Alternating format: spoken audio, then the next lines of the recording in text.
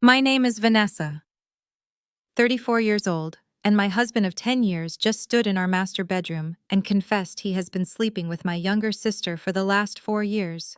He expected me to collapse to beg or to scream.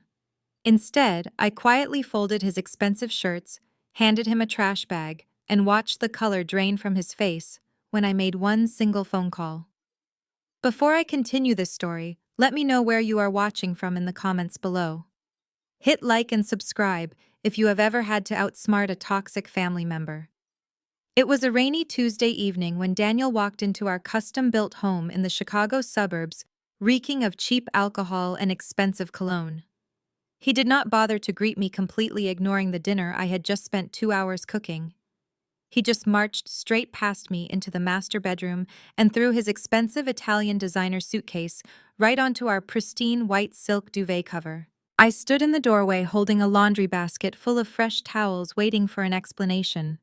He turned to me slowly, adjusted his custom-tailored cuffs, and delivered the devastating blow with a sickening smirk. "I am in love with Brittany," he declared, his voice dripping with utter condescension. "We have been together for 4 years, Vanessa. I am leaving you. And since we live in a state with strict marital property laws, I expect a clean 50-50 split of all our shared assets, including the equity in this house." He crossed his arms tightly across his chest, planting his feet firmly as he waited for my inevitable meltdown. He braced himself for the hysterical tears, the frantic pacing, the desperate begging. He genuinely believed he was the charismatic sales director who graciously graced my boring life with his presence. But the tears he so desperately wanted never came. I did not drop the heavy laundry basket. I did not scream or throw things at him. A strange icy calm washed over my entire body. I slowly placed the basket on a chair, walked over to his massive walk-in closet, pulled out a heavy black contractor trash bag, and started casually tossing his silk ties into it one by one. My absolute silence deeply unsettled him. "What are you doing?" he demanded. I ignored his question, my mind flashing back to every exhausting family gathering where my sister Brittany had meticulously laid the groundwork for this exact betrayal. At 31 years old, Brittany was a moderately successful lifestyle influencer who had built her online brand around aesthetic perfection. But beneath the warm filters, she was a chronic parasite. Growing up in our household, if I managed to save my allowance for a silver bicycle, she would throw a violent tantrum until our enabling parents bought her a brand new gold one. When I won a regional debate championship in high school, she suddenly developed a severe anxiety attack that required an entire week of luxury spa treatments, shifting all parental attention back to her and overshadowing my achievement. Our parents always blindly catered to her every whim, constantly labeling her as the deeply sensitive soul of the family. Meanwhile, I was dismissed as the strong, fiercely independent older sister who did not need their warmth. I grew up to manage commercial real estate portfolios for private equity firms. Brittany only knew how to build illusions. As I grabbed another handful of his ties, I vividly remembered our awkward family vacation to a resort in Cabo 3 summers ago. I recalled how Brittany kept wandering out to the private villa pool wearing sheer lace cover-ups whenever Daniel happened to be swimming alone. I remembered the strangely lingering hugs, the quiet inside jokes they hushed the second I walked into the kitchen, the way she would constantly bat her eyelashes and ask him for basic financial advice while ignoring my professional expertise in finance. It suddenly made perfect sense. It was never really about loving Daniel. For Brittany, seducing my husband was simply the ultimate victory in a bitter, one-sided competition that I never even wanted to play. Daniel suddenly lunged forward and grabbed my wrist, pulling me out of my memories. "Did you hear me?" he snapped loudly, his voice rising in genuine panic at my lack of visible emotion. "I am taking half of everything we own. We are going to build a real family together." I pulled my arm away smoothly, looking him dead in his panicked eyes. "You can have her, Daniel," I said softly. "But you are not getting a single dime from me. I had already made absolutely sure of that before you even walked through that door today." Daniel laughed. A loud, sharp bark of amusement echoed off the high ceilings of our master bedroom. He genuinely thought I was bluffing. "You are completely delusional, Vanessa," he sneered, dragging a heavy hand through his perfectly styled hair. "You cannot just snap your fingers and cut me off. We are legally married. The law is the law in this state. But honestly, this exact cold, calculating, and ruthless attitude is exactly why I had to look elsewhere. You drove me to this point." He began pacing the room, pointing an accusing finger directly at my face. "You are utterly obsessed with your real estate portfolios. You spend 80 grueling hours a week staring at spreadsheets and negotiating commercial leases. You are completely devoid of any natural warmth or affection. Brittany actually knows how to make a man feel valued. She listens to my ideas. She makes me feel alive while you just treat me like another one of your sterile business acquisitions." You pushed me right into her waiting arms. "You never even tried to be a real loving wife to me." I listened to his pathetic speech without blinking. It was textbook gaslighting, a desperate attempt to flip the script. He conveniently forgot that my 80-hour work weeks paid for the very designer clothes currently resting at the bottom of his trash bag. He forgot that my aggressive negotiations funded his expensive golf club memberships and the luxury car he drove to his mediocre sales job. He loved the immense benefits of my ambition, but deeply resented the woman who had to work to provide them. He wanted a traditional submissive wife, but he also demanded to live on a private equity executive's salary. Brittany, with her carefully curated online persona and endless free time, was the perfect shiny toy to stroke his incredibly fragile ego. I did not waste a single breath pointing out his hypocrisy. Arguing with a raging narcissist is like screaming directly into a void, and I had much more productive things to do with my limited time. I reached into my pocket and calmly pulled out my phone. "Who exactly are you calling?" he mocked, crossing his arms over his chest. "Your expensive lawyer." "It is Friday night, Vanessa. Nobody is answering your frantic calls right now. You might as well just sit down and negotiate this divorce with me like a rational adult, instead of throwing a childish tantrum." I ignored his taunts completely. My thumb tapped swiftly across the glowing screen, opening my premium smart home security application.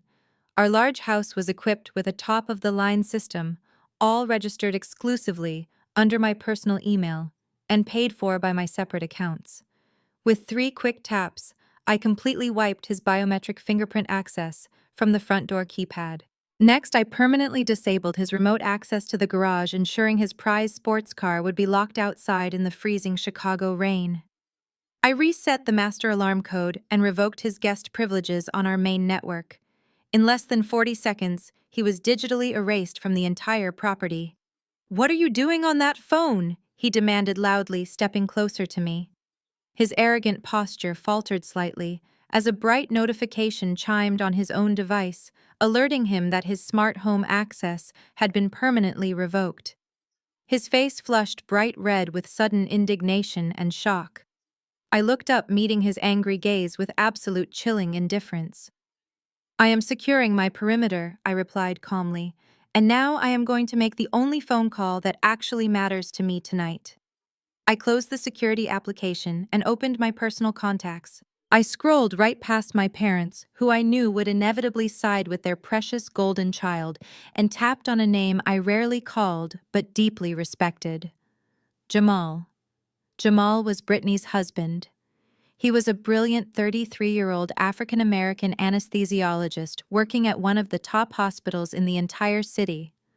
While Brittany spent her lazy days unboxing free promotional packages and staging aesthetic coffee photos for her gullible followers, Jamal was literally saving lives and working grueling 12-hour shifts to bankroll her extravagant lifestyle. He was quiet, highly intellectual, and completely devoted to a woman who was currently destroying his life behind his back. Jamal and I were the forgotten outsiders in this toxic family dynamic. We were the silent financial pillars, the responsible ones, the ones expected to quietly foot every bill and endure the blatant disrespect while Daniel and Brittany played their twisted, selfish games. The phone rang twice before Jamal answered. His voice was deep, steady, and exhausted, likely echoing from a quiet hospital break room. "Hello, Vanessa," he answered, sounding slightly surprised to hear from me at this late hour. "Is everything all right with you and the family tonight?" I took a deep breath, staring directly into Daniel's suddenly terrified eyes. Daniel lunged forward, finally realizing who I had on the other end of the line, but I stepped back smoothly, holding my hand up in a sharp, undeniable gesture of warning. "Jamal," I said, my voice cutting through the heavy silence of the bedroom like a blade. "I need you to listen to me very carefully. Daniel is standing in my bedroom right now. He just packed his bags and confessed that he has been having an affair with your wife for the last 4 years." The line went completely dead for what felt like an eternity. The only sound filtering through the speaker was the rhythmic, distant beeping of a heart monitor from wherever Jamal was standing in the hospital. In my bedroom, Daniel was paralyzed. The smug, arrogant grin he wore just minutes ago had completely vanished, replaced by the sheer terror of a coward who suddenly realized his actions had real-world consequences. He desperately reached for my phone, his hands shaking, but I smoothly pivoted away, keeping the device pressed firmly to my ear. "Are you absolutely certain about this, Vanessa?" Jamal finally asked. His voice did not break. It did not rise in pitch. It was terrifyingly flat, carrying the clinical precision of a man who routinely held the lives of patients in his hands. "He is standing right in front of me with a packed suitcase," I replied. My eyes locked onto Daniel as he frantically mouthed the word "stop." "He just demanded half of my assets and proudly declared they are going to build a family together." I heard the faint sound of a heavy door closing on Jamal's end, sealing off the hospital noise. "I need you to put me on speakerphone," he instructed quietly. I pressed the button and held the phone up between us. Daniel flinched as if the device was a loaded weapon. "Daniel," Jamal said smoothly, his tone devoid of any rage. "Is it true?" Daniel stammered, his chest heaving as he desperately tried to regain his footing. "Jamal, listen to me, man. It just happened. We fell in love. You have to understand that we could not control it." Jamal did not curse. He did not yell. He simply hung up on Daniel and called me right back. I took it off speakerphone and walked over to the window, leaving Daniel standing in the middle of the room like a scolded child. "Let us look at the timeline," Jamal said, his voice dropping into a low, strategic murmur. "Last October, when Daniel told you he was at that regional sales summit in Miami. Do you remember the dates? October 12th through the 16th. I answered immediately, my mind pulling the data instantly. Brittany told me she was on a sponsored brand trip to South Beach those exact same days. Jamal replied, the pieces clicking together with devastating clarity. "I paid for her first-class upgrade and gave her my credit card to cover her meals, because her sponsor allegedly messed up the travel budget." I closed my eyes, feeling a fresh wave of disgust. Daniel used my corporate travel miles for his flight to Miami. They literally financed their romantic getaway, using our hard-earned money. This was the ultimate tragedy of Jamal. He was a deeply brilliant, self-made African-American man who had fought tooth and nail through a brutal medical residency to become one of the most respected anesthesiologists in the state. He grew up with nothing and built an empire on his own intelligence and relentless work ethic. When he met Brittany, he fell for her charming facade. He genuinely believed in her potential and poured his vast resources into her dreams. He financed the expensive lighting equipment for her online content. He paid the lease on her luxury vehicle so she could maintain her wealthy influencer image. He funded every designer handbag, every cosmetic procedure, and every extravagant vacation, all while she secretly mocked him and slept with my useless husband. The Cabo trip 3 years ago, Jamal continued, his voice growing colder by the second. She claimed she was feeling severely depressed and needed a solo wellness retreat in Mexico. She cried for 2 days until I booked her a private villa. That was the exact same week Daniel took a sudden leave of absence from work, claiming he needed a mental health reset. I confirmed, gripping the phone tighter. We were both working ourselves into the ground to provide for 2 adult toddlers who were busy playing house behind our backs. A heavy, terrifying silence settled between us. It was the silence of two intelligent, driven people who had just realized they were the victims of a massive, prolonged con. We did not need to scream or cry. We simply needed to execute a plan. "Are you safe right now?" Jamal asked, his protective instinct kicking in, despite his own world collapsing. "He is locked out of my security system and has zero access to my personal accounts," I assured him. "I am perfectly fine." "What are you going to do?" "My shift ends in exactly 10 minutes," Jamal stated, his voice ringing with absolute chilling resolve. "I am going to leave this hospital, drive straight to my condominium, and remove the parasite from my home. Do not let Daniel leave your sight until I tell you." I hung up the phone and slipped it into my pocket. Daniel was pacing near the foot of the bed, his expensive shoes squeaking awkwardly against the hardwood floor. He looked like a trapped animal, desperately trying to formulate a new manipulation tactic now that his grand exit had been derailed. I did not say a single word to him at all. I simply walked over to my vanity, opened my laptop, and waited. 2 minutes later, my phone vibrated with a text message from Jamal. It was a secure link to his front door security camera. I clicked the link, expanded the video, and watched the live broadcast of my sister facing her imminent downfall. The camera angle provided a perfect view of the brightly lit hallway outside Jamal and Brittany's beautiful luxury downtown penthouse. For 10 minutes, the hallway was empty. Then the elevator doors slid open. Jamal stepped out, still wearing his dark blue hospital scrubs. Flanking him on either side were two armed, uniformed police officers. Jamal had requested a civil standby, a brilliant and legal move to ensure Brittany could not falsely accuse him of domestic violence during the eviction. He carried 3 massive black contractor trash bags over his shoulder. He simply reached out and pressed the glowing doorbell. Through the camera microphone, I heard the faint clicking of high heels echoing from inside the penthouse. The heavy wooden door swung open, revealing my sister Brittany. She was dressed to the nines in a tight red silk dress, her blonde hair perfectly curled, and a full face of glamorous makeup. She had a bright, expectant smile plastered across her face, clearly anticipating Daniel standing there ready to sweep her away. Instead, her smile instantly vanished, replaced by a look of sheer horror as she registered her husband and the 2 armed officers looming in her doorway. "Jamal," she stammered, her voice pitching up in panic. "What are you doing home so early? Who are these officers? What is going on?" Jamal did not raise his voice.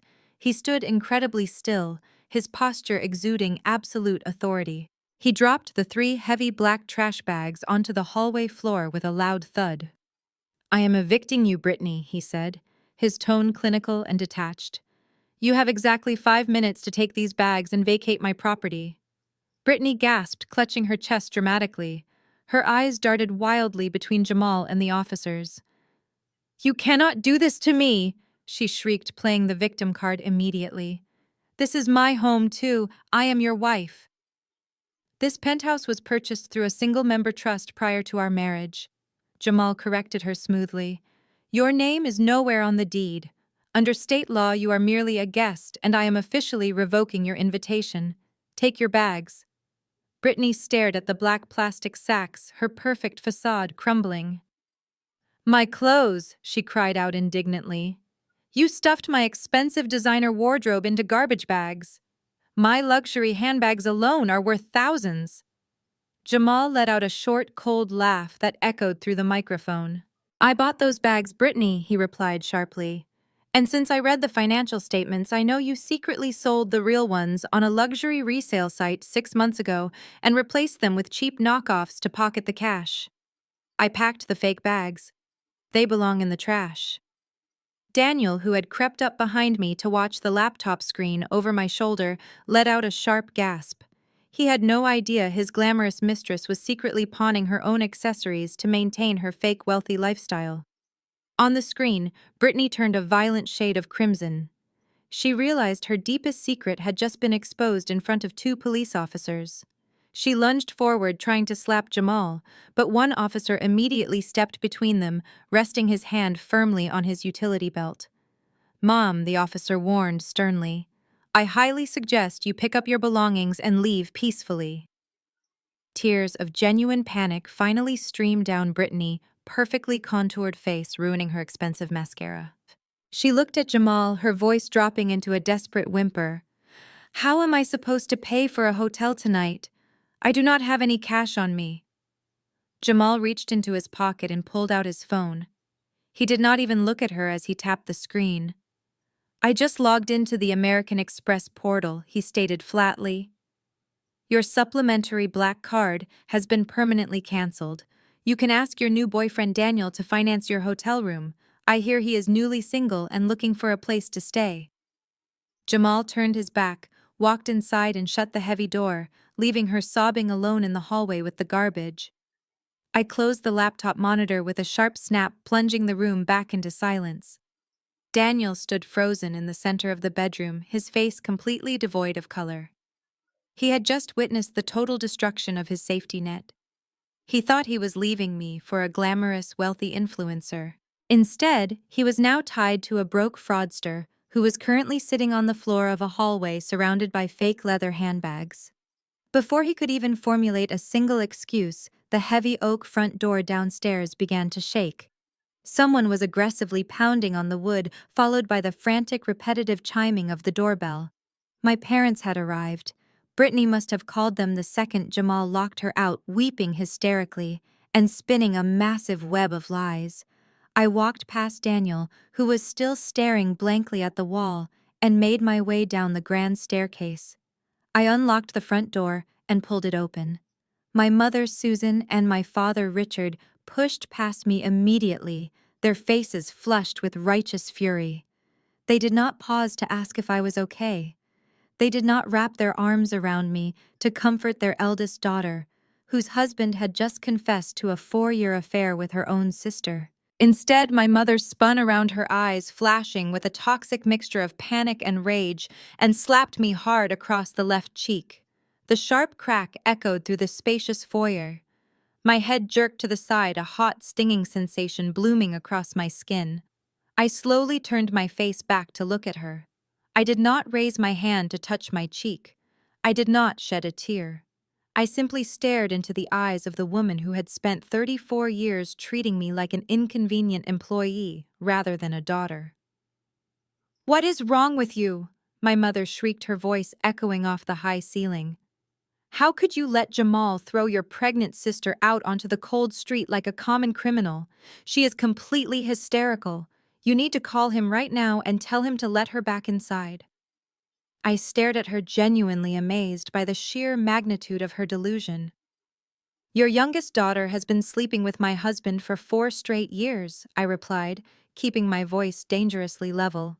"And your first instinct is to barge into my house and hit me because her husband finally held her accountable."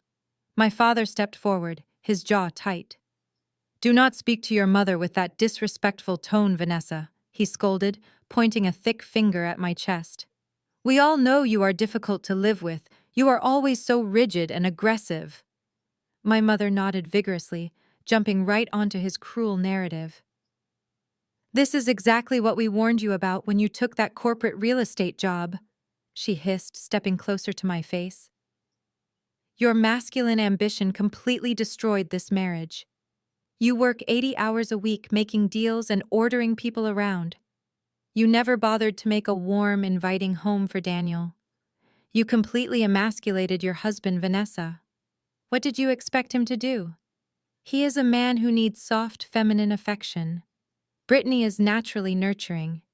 She just wanted to give him the love and attention that you selfishly withheld from him." I stood rooted to the hardwood floor, absorbing the absolute absurdity of her words. She was actually standing in the foyer of a house that I paid for, defending the woman who destroyed my marriage and blaming my career success for my husband choosing to cheat. This was the ultimate, undeniable proof of the golden child dynamic that had suffocated me my entire life. If Brittany failed a test in high school, it was because the teacher was unfair. If Brittany racked up massive credit card debt, it was because society put too much pressure on young women to look beautiful. And now, if Brittany slept with her sister's husband, It was somehow my fault for being too successful and driving him straight into her bed. They did not view me as a victim of a devastating betrayal. They only viewed me as an obstacle to Brittany achieving her warped version of happiness. Daniel slowly crept halfway down the stairs, hiding in the shadows like a coward, perfectly content to let my parents fight his battles for him. He looked relieved, silently agreeing with my mother's assessment of my masculine ambition. A strange, incredibly liberating sense of clarity washed over me. For years I had exhausted myself trying to earn the love and respect of Richard and Susan. I paid for their anniversary trips. I bailed them out whenever their roof unfortunately leaked. And now standing in my own foyer watching them defend the very people who had just decimated my life, I realized I owed them nothing. Not another dollar, not another ounce of respect, and certainly not another second of my peace. My father, Richard, cleared his throat loudly, puffing out his chest as he stepped past my mother. He adopted the condescending, authoritative tone he always used when he was about to make an outrageous demand disguised as practical advice. Let us put the emotions aside for a moment and look at this logically. Vanessa. He began gesturing vaguely around my spacious entryway. The fact is, what is done is done. Daniel and Brittany are together now. Jamal has completely overreacted and kicked her out of the penthouse. Your sister has nowhere to go and she is in a highly delicate medical state. I raised an eyebrow, crossing my arms defensively. A delicate medical state? I repeated, my voice devoid of any inflection. Yes, my mother interjected, puffing up with a twisted sense of pride. Your sister is 2 months pregnant with Daniel Child. She is carrying your future niece or nephew. She needs a stable, stress-free environment immediately. Richard nodded solemnly. Exactly. And since you are a single woman now who works all the time, you do not need a massive 4-bedroom house in the suburbs. This property is currently valued at roughly $800,000. It would be incredibly selfish of you to hoard all this space. We think the most reasonable solution is for you to sign the deed over to Daniel and Brittany. They can raise the baby here. You have enough money saved up to rent a nice luxury apartment downtown closer to your corporate office. It is the right thing to do for the family, Vanessa. For a moment the foyer was so quiet, I could hear the faint ticking of the grandfather clock in the hallway. I looked at my father, then at my mother, and finally at Daniel, who was still cowering halfway up the staircase, waiting for my parents to hand him my house on a silver platter. The sheer, unadulterated audacity of their demand was so staggering, so utterly divorced from reality, that my brain simply short-circuited. A sound bubbled up in my chest. It started as a low chuckle and quickly erupted into a full, echoing laugh. I tipped my head back and laughed so hard that tears actually pricked the corners of my eyes. It was not a laugh of hysteria. It was the laugh of a woman who had finally been set completely free from the heavy chains of familial obligation. My parents stared at me as if I had suddenly grown a second head. Stop laughing! My mother snapped, her face turning a deep shade of purple. This is not a joke. Your sister is carrying a child and needs a home. I sharply cut off my laughter, stepping aggressively toward them. My sudden movement made my father take a step back. Are you completely out of your minds? I asked, my voice dropping to a dangerous, icy whisper. You broke into my home after my husband admitted to a 4-year affair with my sister. You slapped me across the face.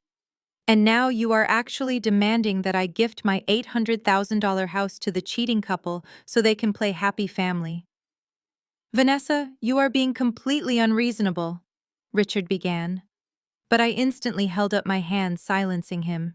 Do not ever speak to me again, I commanded, pointing a rigid finger directly at his face. I am done playing the scapegoat for your twisted, toxic family dynamics. I am done funding your lives. I am done apologizing for my success. You want to support Brittany and her parasite boyfriend.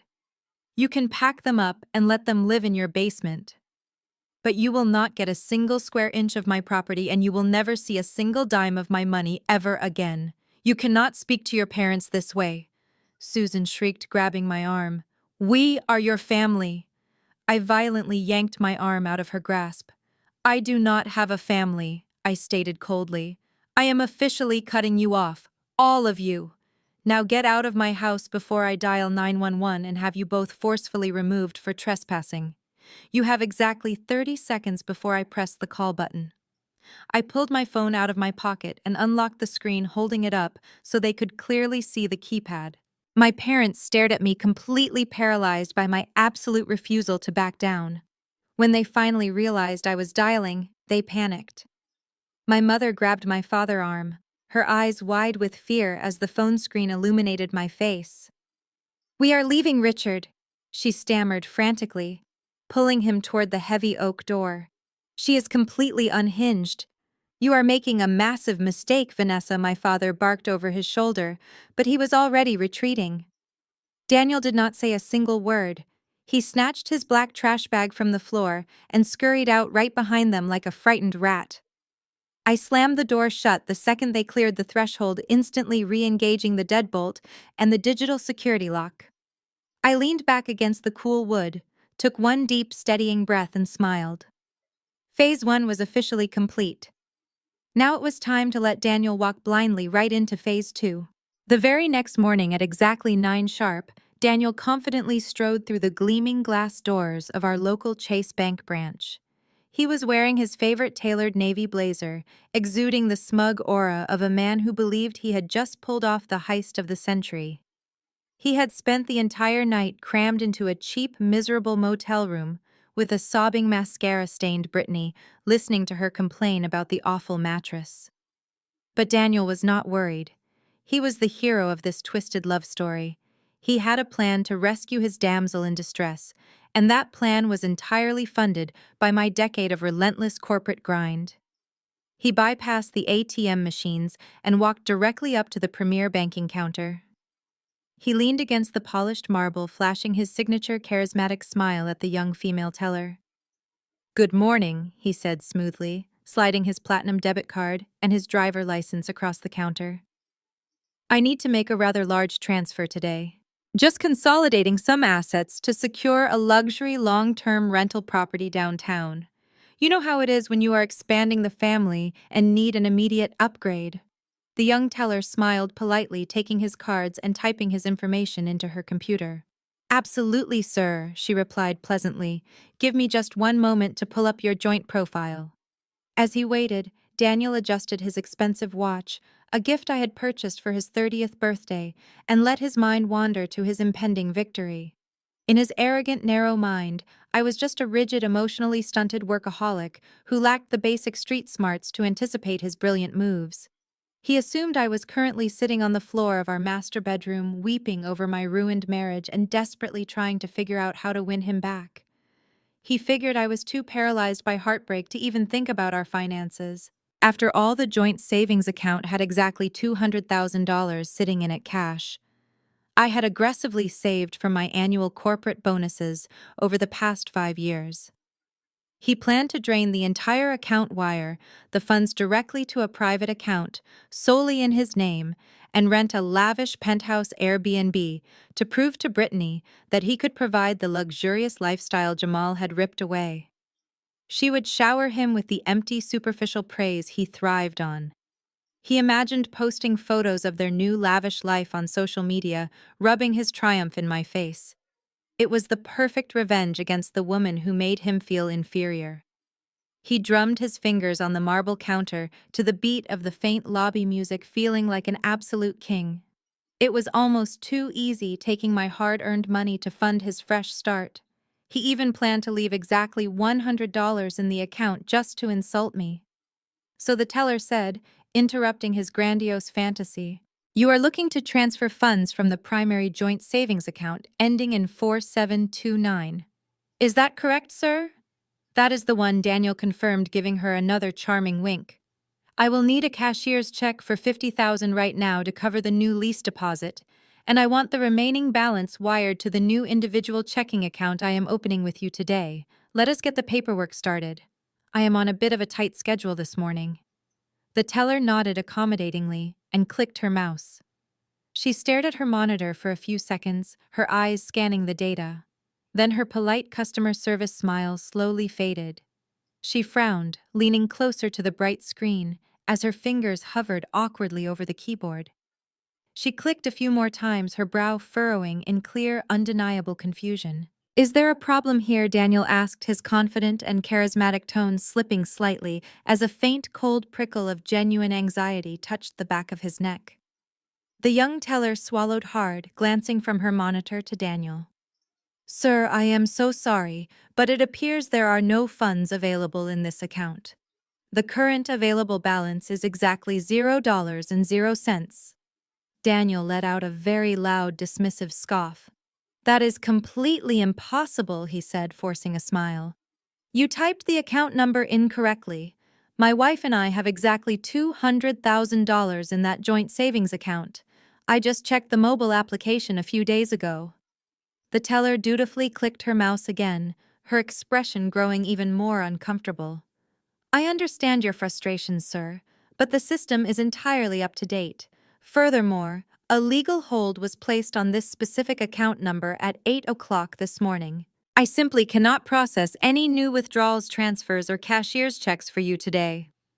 Daniel slammed his palm against the marble counter, causing the teller to jump back. The loud smack echoed through the quiet lobby, drawing the attention of several waiting customers. "Get me your branch manager here right now," Daniel demanded, his face flushing with sudden, uncontrollable rage. "This is a massive banking error, and I am not leaving this building until I get my own money." A stern-looking branch manager stepped out from a private glass office. He reviewed the screen, then faced Daniel. "Sir, there is no banking error here," the manager stated firmly, keeping his voice deliberately low to de-escalate the situation. The funds were legally withdrawn by the primary account holder, Vanessa, over the course of the last 3 weeks.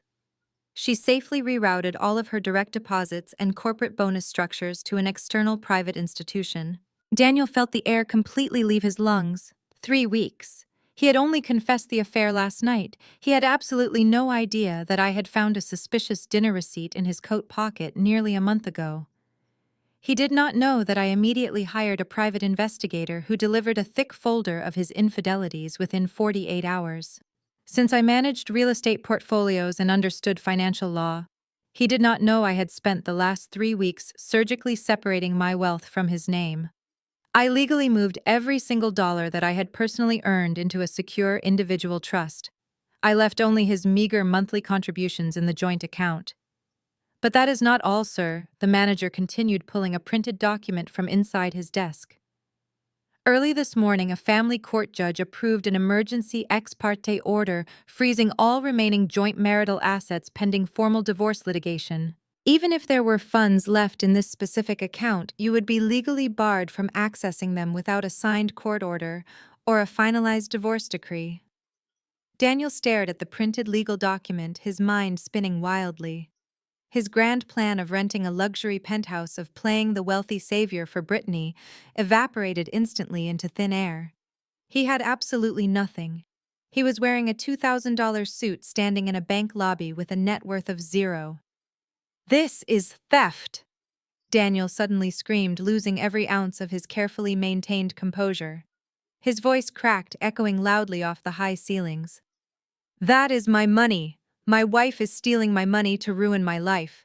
You have to reverse the transfers immediately. Do you know who I am? I am a senior sales director." The bank manager did not flinch. He simply crossed his arms and stared Daniel down. "Sir, if you do not lower your voice immediately, I will be forced to call our armed security guard to escort you off the premises. This is a civil dispute between you and your spouse. Take it up with your divorce attorney. We are done here." Other customers in the lobby were openly staring, pulling out smartphones to record the angry man throwing a tantrum. Daniel looked around, acutely aware of his sudden public humiliation. His face burned with intense shame and absolute fury. He snatched his driver license off the counter, his hands shaking violently. "You will regret this," he hissed at the manager. He spun around and stormed toward the exit, nearly tripping over a velvet rope.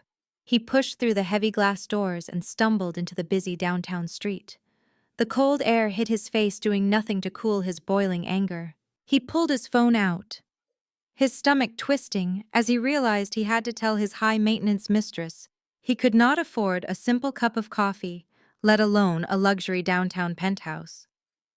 While Daniel was having his public meltdown on the cold pavement outside the bank, I was sitting in a dimly lit exclusive coffee shop on the opposite side of the city. The atmosphere was quiet, filled with the low hum of business meetings and the rich scent of roasted espresso. I checked my watch. Exactly at 10 in the morning, the heavy glass door opened and Jamal walked in. He was wearing a sharp charcoal suit, carrying a sleek leather briefcase, and looking completely unbothered. If anyone else looked at us, they would assume we were two corporate executives preparing for a hostile takeover. In a way, we absolutely were. He slid into the leather booth across from me and signaled the waiter for a black coffee. We did not exchange pleasantries. We did not ask each other how we were holding up. We were two incredibly analytical, highly driven people who had just surgically excised a pair of tumors from our lives. There was no room for tears today. There was only room for strategy.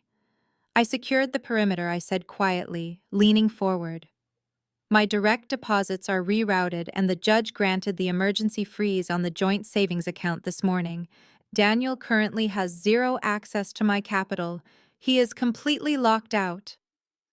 Jamal nodded, pulling a thick manila folder from his briefcase. Good, because I permanently canceled every single credit card in Brittany's name last night. I also called the leasing office for her luxury SUV and informed them I am no longer financially responsible for the vehicle. They are sending a tow truck to repossess it by the end of the week. He slid the folder across the table toward me.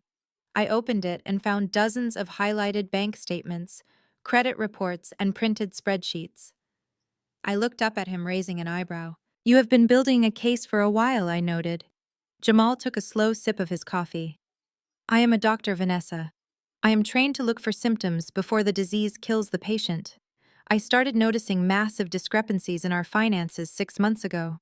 Brittany was claiming her influencer sponsorships were paying for her expensive designer hauls, but I found hidden credit card bills showing she was maxing out accounts under my name.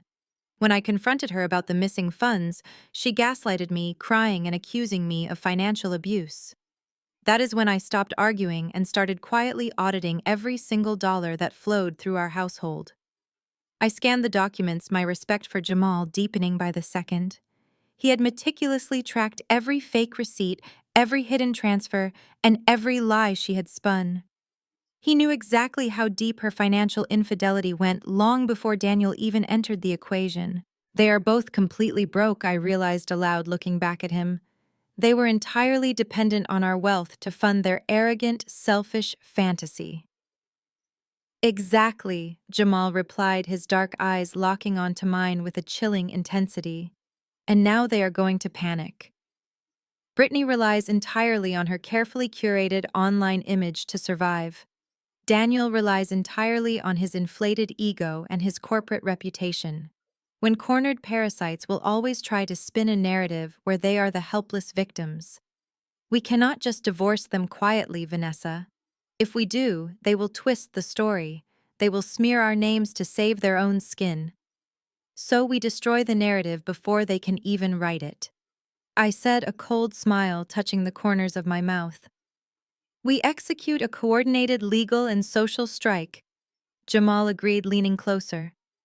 I have already contacted the best forensic accountant in the state. I want every single transaction between Daniel and Brittany brought into the light. We are going to expose their affair not as a tragic love story, but as a deliberate, calculated financial fraud. We will let them flail. We will let them hire cheap lawyers and make public mistakes. And when they finally think they have backed us into a corner, we will drop the absolute truth on them in front of an audience they cannot manipulate. We spent the next 2 hours drafting a ruthless, airtight game plan. We mapped out their likely next moves, anticipating every lie and every manipulation tactic my parents and their golden child would try to use against us. By the time we walked out of that coffee shop, we were no longer just betrayed spouses. We were an impenetrable alliance, holding the matches and patiently waiting for Daniel and Brittany to douse their own lives in gasoline. I took the folder. Jamal paid the bill, stepping into the sunlight. War had started, and we were 10 steps ahead. By the time I drove back to my house and settled into my home office, Brittany had already made her first predictable move. She did what every exposed narcissist does when their back is against the wall. She weaponized her audience. My phone suddenly vibrated off the edge of my mahogany desk, followed by a relentless rapid-fire sequence of notifications. Pings, chimes, and alerts flooded my screen so fast the device actually froze for a few seconds. I picked it up and opened Instagram. Right at the top of my feed was a fresh video broadcast from my sister. She was sitting in what looked like the dimly lit corner of a cheap motel room, wearing a plain, oversized gray sweater instead of her usual designer outfits. Her blonde hair was deliberately messy, and her mascara was carefully smudged under her eyes to create the perfect illusion of a broken, terrified woman. She was staring directly into the camera, taking deep, shuddering breaths, as if she was trying to gather the courage to speak to her 200,000 followers. "Hey guys," Brittany whispered, her voice trembling with practiced vulnerability. "I did not want to bring my personal life onto this platform, but I am in extreme danger and I need your support. Last night I became the victim of severe financial abuse at the hands of my husband and my own sister. They conspired together to completely freeze my bank accounts, cancel my credit cards, and literally throw me out onto the street with nothing but the clothes on my back." I watched the video with a mixture of disgust and dark amusement. She did not mention Daniel at all. She conveniently omitted the tiny detail that she had been sleeping with her own sister husband for 4 years. She completely left out the fact that Jamal had evicted her because he caught her stealing and cheating. Instead, she threw around heavy psychological buzzwords to manipulate her audience. She claimed Jamal was a controlling narcissist who isolated her from her finances. She painted me as the jealous, bitter older sister who colluded with him because I resented her online success. "I am currently hiding in a safe location," Brittany sobbed, wiping a single calculated tear from her cheek. "I am pregnant, and the stress they are putting me through is threatening the life of my unborn baby. My sister Vanessa even stole the savings account of a close family friend who was just trying to help me escape. Please, if you have ever survived a toxic family dynamic, send me your prayers. I am setting up a crowdfunding link so I can hire legal protection. Thank you for being my real family." The comment section was an absolute bloodbath. Within minutes, her army of parasocial defenders mobilized. My personal notifications were a horrifying stream of death threats and vicious insults from complete strangers who bought her ridiculous lie without asking questions. People were calling my office line, leaving awful voicemails demanding I be fired for abusing my pregnant sister. My phone buzzed again. This time it was a text message from my aunt calling me a monster and demanding I return Brittany money. Most people would have panicked. Most people would have immediately jumped onto social media to defend themselves, posting frantic screenshots and screaming their truth into the digital void. But Jamal and I had anticipated this exact temper tantrum. Engaging with her online would only feed the algorithm and give her the victim narrative she desperately craved. It would validate her delusion. I simply swiped the screen, went into my settings, and turned off all notifications. I put the phone on silent and tossed it onto the sofa across the room. The digital noise instantly vanished, leaving only the quiet, productive hum of my home office. I turned my attention to the massive stack of legal real estate documents spread out across my desk. These were not just random papers. They were the foundation of Daniel's impending doom. I carefully reviewed the original deed to my $800,000 house, tracing the legal signatures and the corporate filing numbers. Daniel firmly believed that because we lived in a strict marital property state, he automatically owned half of the equity. He was banking his entire future on forcing the sale of this property. I pulled a bright yellow highlighter from my drawer and marked the single line of text that would completely obliterate his fantasy. The property was registered to a blind limited liability company. I took a sip of my cold water, organizing the files for my upcoming meeting with my ruthless divorce attorney. Let Brittany have her fleeting digital sympathy. I was preparing to hand them a brutal reality check in a court of law. 2 days later, the formal legal battle officially began. I was sitting at my mahogany desk wearing a sharp navy blazer, staring at my laptop screen. The little green camera indicator light was on, broadcasting my pristine home office to the participants of our mandatory initial divorce mediation. My attorney, a ruthless and highly respected corporate divorce specialist named Caroline, was in her own separate video window, sipping black tea and looking utterly bored by the proceedings. Then there was Daniel. He was sitting in what looked like the cramped, poorly lit conference room of a strip mall law firm. Next to him sat his newly hired legal counsel, a man named Bradley. I actually recognized Bradley from the obnoxious television commercials that played at 2 in the morning on local broadcast channels. He was a flashy, aggressively cheap divorce attorney who promised aggressive results for angry men. He was wearing a shiny silver suit that fit him poorly, and he had his laptop camera angled in a way that aggressively highlighted his slicked back hair. Daniel looked incredibly smug. He leaned back in his squeaky leather chair, arms crossed tightly over his chest, shooting me a triumphant smirk through the digital feed. He fully believed he had executed a brilliant legal ambush. Just 12 hours prior, a disgruntled process server had arrived at my front door, aggressively shoving a thick stack of legal documents into my hands. The papers were a chaotic, legally flimsy mess of demands. Daniel was officially petitioning the court for an immediate forced sale of my $800,000 property, 50% of all my retirement accounts, and a ridiculous request for monthly spousal support to maintain the lifestyle he had grown accustomed to during our marriage. He genuinely thought those threatening papers would break me. He expected me to log into this Zoom mediation with red, puffy eyes, begging him to reconsider and offering to negotiate a smaller settlement just to keep my beloved house. But as I stared at him through the screen, I did not look like a defeated woman.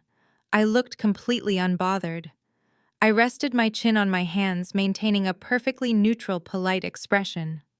"All right, let us get this circus on the road," Bradley barked into his microphone, his loud voice clipping the audio feed.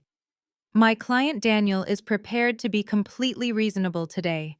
We are not looking for a drawn-out trial. We simply want what is legally and rightfully his under the community property statutes of this state." Caroline slowly lowered her teacup. "And what exactly does your client believe is rightfully his, Bradley?" she asked, her tone dripping with polite condescension. Bradley aggressively shuffled a stack of papers on his desk, clearing his throat loudly. "We want the marital home listed on the real estate market within 14 days. My client is entitled to exactly 50% of the total equity upon the closing of the sale. Furthermore, we are demanding the immediate unfreezing of the joint savings account, and we want a formal order of temporary spousal support while Daniel seeks a new permanent residence. His current living situation is highly stressful and completely unacceptable, especially since he is expecting a child with his new partner." I watched Daniel puff out his chest slightly as Bradley spoke. This was exactly who Daniel was at his absolute core. He always gravitated toward flashy, superficial things that promised quick results without any actual substance. He chose a loud, cheap lawyer who validated his ego, just like he chose a loud, cheap influencer who validated his flaws. He never bothered to look beneath the surface. He never bothered to read the fine print. "You are asking for the forced sale of the property located at Elmwood Drive." Caroline clarified, her voice incredibly smooth. She did not even bother to look at her notes. She just stared directly at Bradley through the webcam. "That is correct," Bradley sneered, leaning closer to his camera. "And if your client refuses to list the house voluntarily, we will petition the judge to hold her in contempt and force an auction. My client contributed to the household maintenance for 10 years. He mowed the lawn. He has established clear, undeniable sweat equity in that property.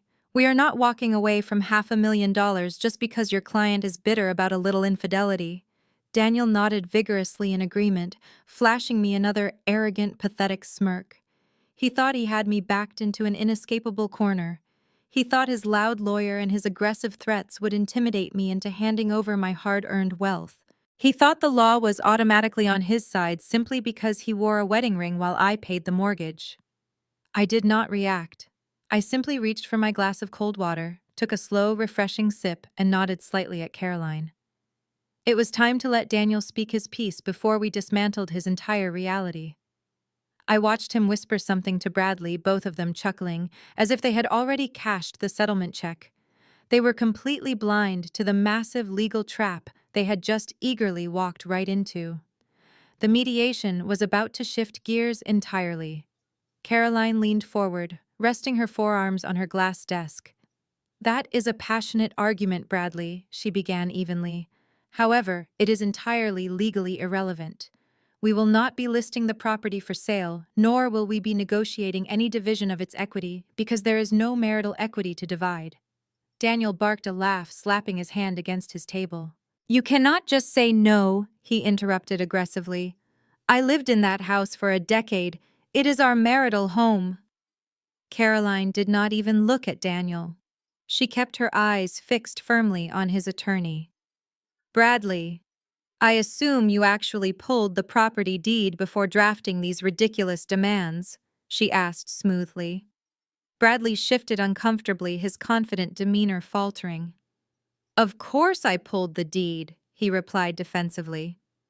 "The property is registered to a corporate entity, Apex Holdings, LLC. Since Vanessa is the primary breadwinner, we know she is the principal, making those assets subject to community property division." Caroline smiled a terrifying predatory smile. "You are half right, Bradley," she said, holding up a sleek black folder. "Apex Holdings, LLC owns the property. However, if you had pulled the original articles of incorporation, you would have discovered a crucial timeline. I formed this LLC for Vanessa exactly 14 months before she married your client. It was funded entirely by her premarital assets. The LLC purchased the house before the wedding." Daniel's face contorted in confusion. "What is she talking about?" he demanded. Bradley's face had gone completely pale.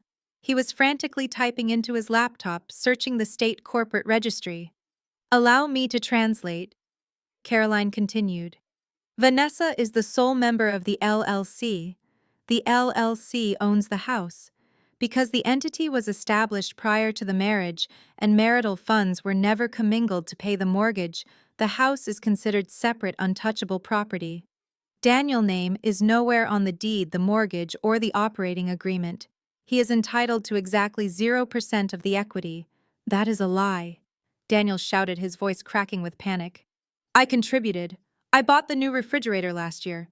I paid a landscaping company to put in the new garden. That is sweat equity. You cannot just erase my contributions." "Buying a refrigerator does not magically grant you an ownership stake in a corporate-owned property," Daniel Caroline replied coldly. "At best, it makes you a generous tenant. If you would like, we can cut you a check for the depreciated value of a used refrigerator, which is roughly $300. But you are getting absolutely nothing else from that house." The silence that followed was incredibly heavy. I watched Bradley through the Zoom window. The flashy, aggressive lawyer was no longer looking at Caroline. He was staring directly at Daniel, and the realization hitting him was almost palpable. Bradley was a lawyer who worked strictly on contingency and retainers funded by large settlements. He had taken Daniel's case, expecting a massive payday from an $800,000 house sale. Bradley Daniels stammered, his arrogance completely evaporating. "Say something. Fix this. Tell her she is wrong."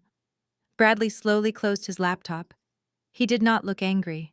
He just looked deeply annoyed. "Daniel," he said flatly, ignoring the webcam entirely, "you told me you were a joint owner of the property. You told me you had a $200,000 savings account that was only temporarily frozen. It is ours." Daniel pleaded, sweat beginning to bead on his forehead. "We just have to fight her for it.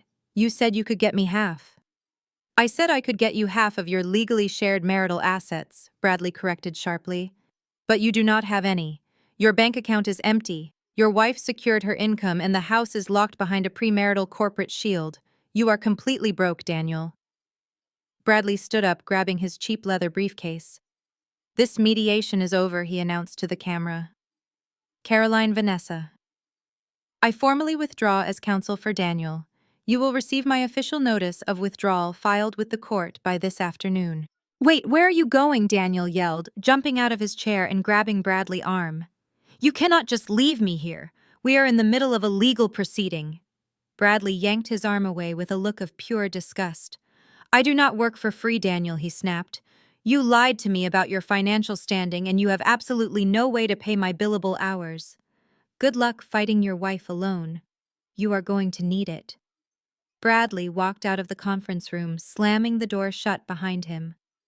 Daniel was left standing alone in the cramped room, staring blankly at the webcam. He had no money, no house, no lawyer, and nowhere to hide. I took another slow sip of my water, savoring the absolute perfection of his sudden crushing isolation. While I was successfully dismantling Daniel and his pathetic legal strategy in my home office, Jamal was executing his own silent strike across town. He had just finished a grueling 12-hour shift at the hospital, but he was not resting. He was sitting at his heavy glass dining table, surrounded by the stark quiet of the luxury penthouse he had rightfully reclaimed from Brittany. He opened his personal laptop and navigated directly to the employee benefits portal of his hospital network. Because Jamal was a senior anesthesiologist, his wife had been covered under his premium healthcare plan. Every medical claim she filed generated a detailed explanation of benefits document directly to his secure account. He simply had to read his own insurance statements. Jamal poured himself a glass of ice water and began sorting through the digital claims from the past 3 months. He was specifically looking for the billing codes related to the pregnancy she was currently weaponizing to gain public sympathy. Brittany was heavily pushing the narrative that she was carrying Daniel's child, using the unborn baby as her ultimate shield against criticism. But Jamal was a highly trained medical professional. He did not operate on emotions or social media narratives. He operated purely on raw biological data. He found the first claim submitted by a high-end boutique obstetrics clinic located in a wealthy suburban neighborhood. It was for a preliminary blood test and a dating ultrasound performed exactly 2 weeks ago. Jamal clicked on the itemized billing receipt, his eyes scanning the complex alphanumeric medical codes. He cross-referenced the diagnostic codes with the clinic standard billing protocols. The ultrasound code confirmed a specific gestational age. She was exactly 9 weeks and 4 days pregnant at the time of that appointment. Jamal reached for a notepad and a sleek silver pen. He started counting backward on the calendar, calculating the precise window of conception with clinical accuracy. He subtracted the weeks and days, landing squarely on a specific week in late August. He stared at the date circled in dark blue ink. A deep furrow formed between his brows. He knew for an absolute fact that Daniel had been out of the country during that exact week. I had mentioned it during our initial strategy meeting. Daniel had been sent to London for a mandatory corporate sales conference, and I had stayed behind in Chicago to close a massive commercial acquisition. Daniel and Brittany were physically thousands of miles apart during the only biological window where that child could have been conceived. Jamal felt a cold rush of adrenaline. He pulled up his personal credit card statements from that same week in August to see exactly where his wife had been while Daniel was in Europe. He scrolled rapidly, matching the dates. Brittany had charged $3,000 to his American Express card for a 5-day stay at a luxury wellness resort in Sedona. She had claimed she desperately needed a digital detox to reset her mental health. The timeline did not align with Daniel at all. Brittany was not pregnant with my husband's child. She was pregnant with someone else, and she was deliberately using Daniel's inflated ego and desperate need for validation to secure a new financial provider now that Jamal had caught her stealing. She knew Daniel was an easy target, a man gullible enough to accept the paternity without demanding a single medical test because he loved the idea of playing the heroic father figure. Jamal picked up his phone and dialed my number. I answered on the second ring, still riding the high of watching Bradley abandon Daniel on live video. Vanessa, Jamal said, his voice dropping into a low, extremely focused register. I need you to listen to me very carefully. I just pulled the insurance billing codes for the dating ultrasound your sister had 2 weeks ago. I leaned back in my chair, suddenly highly alert. Did she fake the entire pregnancy, I asked? No, Jamal replied smoothly. The pregnancy is completely real. The billing codes confirm a viable heartbeat. But the timeline of conception is mathematically impossible for Daniel. He was in London during the exact window she conceived. The baby does not belong to your husband. I sat perfectly still, absorbing the sheer magnitude of what Jamal had just uncovered.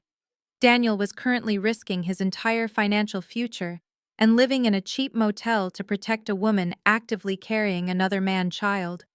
He destroyed my life for a lie. The woman he sacrificed everything for was scamming him just as hard as she was scamming everyone else. We needed to figure out exactly who she was with in Sedona, Jamal stated quietly.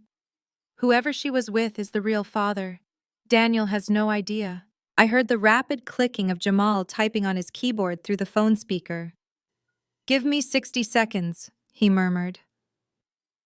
Brittany documents every single second of her superficial life on social media. She might have been smart enough to hide her financial theft for a while, but she is far too addicted to the external validation of her followers to hide a luxury vacation, even if she scrubbed the main feed she is tagged somewhere.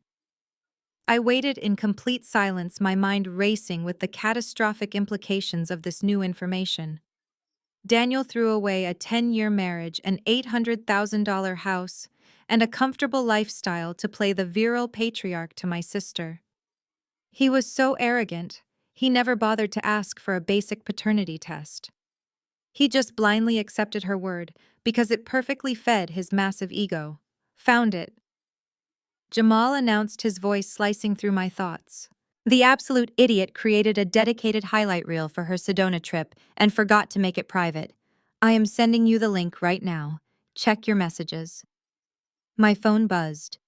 I opened the link and was immediately transported to a digital archive of my sister, supposedly healing her mental health in the Arizona desert.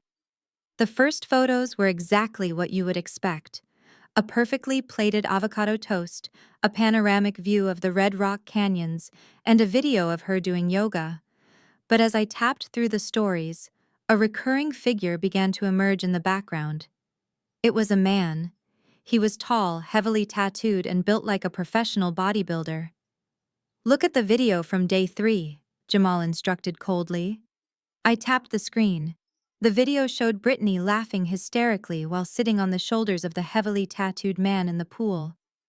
The caption across the screen read, "Best private fitness retreat ever," with a glowing heart emoji, tagging a handle called Tyson Fit. Tyson is her personal trainer, I realized aloud, feeling absolute disgust.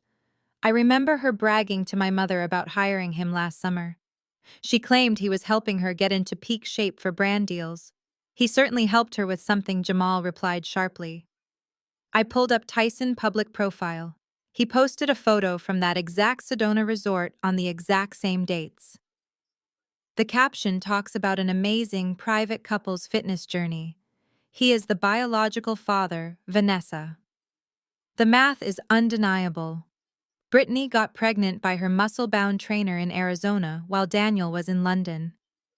When she realized Tyson could not afford her luxury lifestyle, she conveniently pinned the pregnancy on the corporate husband she was already sleeping with. The sheer audacity of her plan was almost breathtaking. She manipulated 3 different men simultaneously. She used Jamal for his immense wealth. She used Tyson for physical entertainment. And she used Daniel as the ultimate gullible scapegoat to secure her future once her marriage imploded. Are you going to send these screenshots to Daniel? Jamal asked. I stared at the image of Brittany and Tyson laughing in the pool. A familiar icy calm washed over me. No, I answered firmly. If we tell Daniel right now, he will completely panic. He will confront her in that cheap motel room, they will scream at each other in private, and they will desperately try to cover it up to save face. We are not giving them the luxury of handling this scandal quietly. I agree completely, Jamal said, his tone perfectly matching my cold resolve. They have publicly paraded this fake love story to humiliate us. They dragged my name through the mud on Instagram, and they allowed your parents to slap you in your own foyer. They want a public spectacle.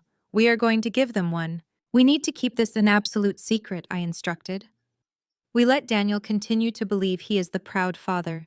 We let him spend the very last pennies of his credit limit on baby supplies and lawyer fees. We wait until they are standing in front of an audience they cannot control, and then we drop the DNA bomb. Jamal let out a low, dark chuckle. I have access to a private genetics lab through the hospital network, he noted. I can legally order a non-invasive prenatal testing kit. Since I am still legally married to her, and she is on my insurance, I can request the timeline diagnostics for my own records. Do it, I said, a genuine smile finally crossing my face. Get the official medical proof. We are going to let them build their entire glass house on this fake pregnancy, and then we are going to shatter it completely. Over the next 10 days, Jamal and I moved in absolute silence. We did not retaliate against the vicious comments online. We did not answer the furious text messages from my parents. We simply waited patiently for the private medical laboratory to officially process the exact genetic timeline of the unborn child. While we operated with the cold precision of a surgeon, Daniel and my sister were rapidly spiraling into a state of financial panic. The cheap motel room was rapidly draining the very last available limit on his single remaining credit card. They were backed into a corner, completely stripped of the luxurious safety net they had taken for granted. But instead of laying low and accepting defeat, Brittany foolishly decided to double down on her massive delusions. Months before the affair was exposed, Brittany had signed a minor publishing deal to release a superficial lifestyle and wellness book. In a stroke of absolute irony, the book was titled Living Your Truth. It was filled with ghost-written advice on how to manifest wealth and protect your peace from toxic family members. The official launch party had been scheduled and paid for months in advance by Jamal. It was set to take place in the grand ballroom of a prestigious downtown hotel. Any rational human being caught in a massive cheating scandal would have canceled the event to avoid the public scrutiny. But Brittany was incredibly desperate. She needed the advance from the book sales and potential brand sponsorships just to afford basic groceries. She refused to cancel the launch party. Instead, she decided to weaponize the event. She convinced Daniel that this glamorous evening was their golden ticket to salvation. She told him they needed to step out into the spotlight together, heads held high to control the narrative. If they threw a lavish, perfectly aesthetic party, they could trick everyone into believing they were a wildly successful, deeply in love power couple who had bravely overcome my supposed cruelty. They wanted to rewrite reality in front of an audience. To execute this twisted vision, Brittany instructed Daniel to invite every single one of his high-level corporate colleagues. He eagerly sent out digital invitations to his regional vice president, the senior sales executives, and several wealthy clients he had schmoozed over the years. Daniel's ego was severely bruised by his absolute lack of funds, so he leaped at the opportunity to show off his beautiful influencer girlfriend to his coworkers. He desperately wanted his boss to look at the expensive ballroom and conclude that Daniel was a massive success who had simply outgrown his bitter wife. They were actively using Jamal money to host a networking event meant to legitimize their toxic relationship in high society. Their secondary goal was even more malicious. They explicitly wanted to force me into permanent hiding. By publicly parading their new relationship in front of our shared professional circles, they hoped to humiliate me so profoundly that I would never dare to show my face in downtown Chicago again. They assumed I would be sitting alone in my house, crying into a glass of wine, far too embarrassed by the scandal to ever attend another social event. They wanted to completely erase my decade of financial contributions, replacing me with a shiny younger model right in front of the people who knew us best. I sat in my office and reviewed the guest list, which a mutual friend had quietly forwarded to me. I read the names of the corporate directors and wealthy investors Daniel had invited. I saw the names of the superficial influencers Brittany had bribed to attend. They were setting a massive public stage. They were gathering every single person who mattered to their reputations into one room. It was the most arrogant mistake they could have possibly made. They were so blinded by narcissism that they did not realize they were not building a throne room. They were building their own execution platform. I immediately picked up my cell phone and called Jamal. He answered on the first ring, the background perfectly quiet. The official DNA results just arrived in my secure hospital portal, he announced, his voice dark and profoundly satisfied. The genetic timeline is absolute. The baby absolutely belongs to the heavily tattooed personal trainer. Daniel is completely unrelated to the child. He is destroying his life for a total stranger. I smiled, leaning back in my leather office chair and looking directly at the glossy digital invitation glowing brightly on my laptop screen. The trap was finally set, the undeniable medical evidence was fully secured, and their naive audience was eagerly gathering for the big show. I told Jamal to go out and buy a brand new suit. We were going to crash a party. The very next morning, the postman dropped a thick cream-colored envelope into my secure mailbox.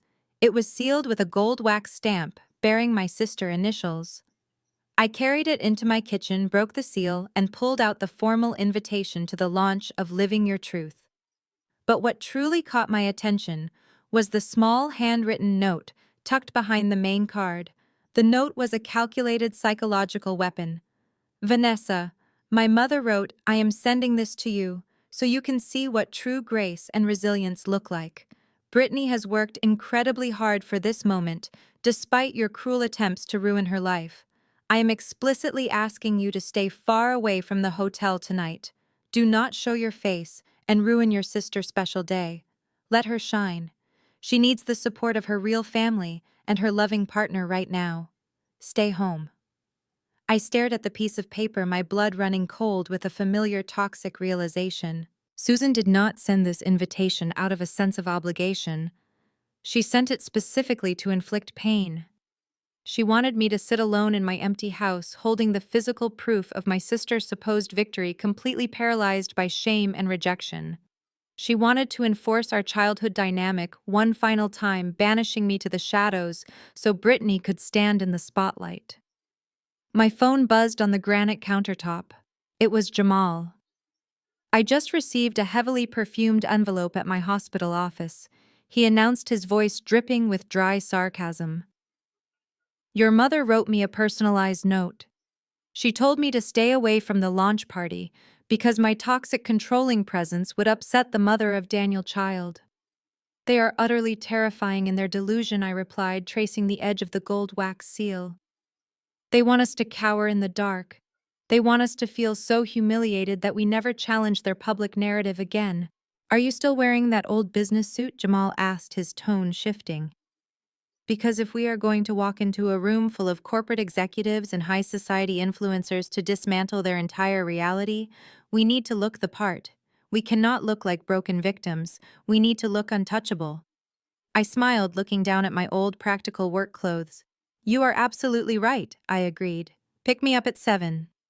I hung up the phone, grabbed my purse, and drove straight to the luxury shopping district downtown. For my entire life, I had deliberately dimmed my own light. I wore neutral colors to family events. I downplayed my corporate promotions. I purposely made myself smaller so Brittany would not throw a jealous tantrum and my parents would not accuse me of being an arrogant show-off. I spent a decade trying to be invisible so my sister could be the star. That era ended today. I walked into a high-end boutique and bypassed the practical business wear entirely.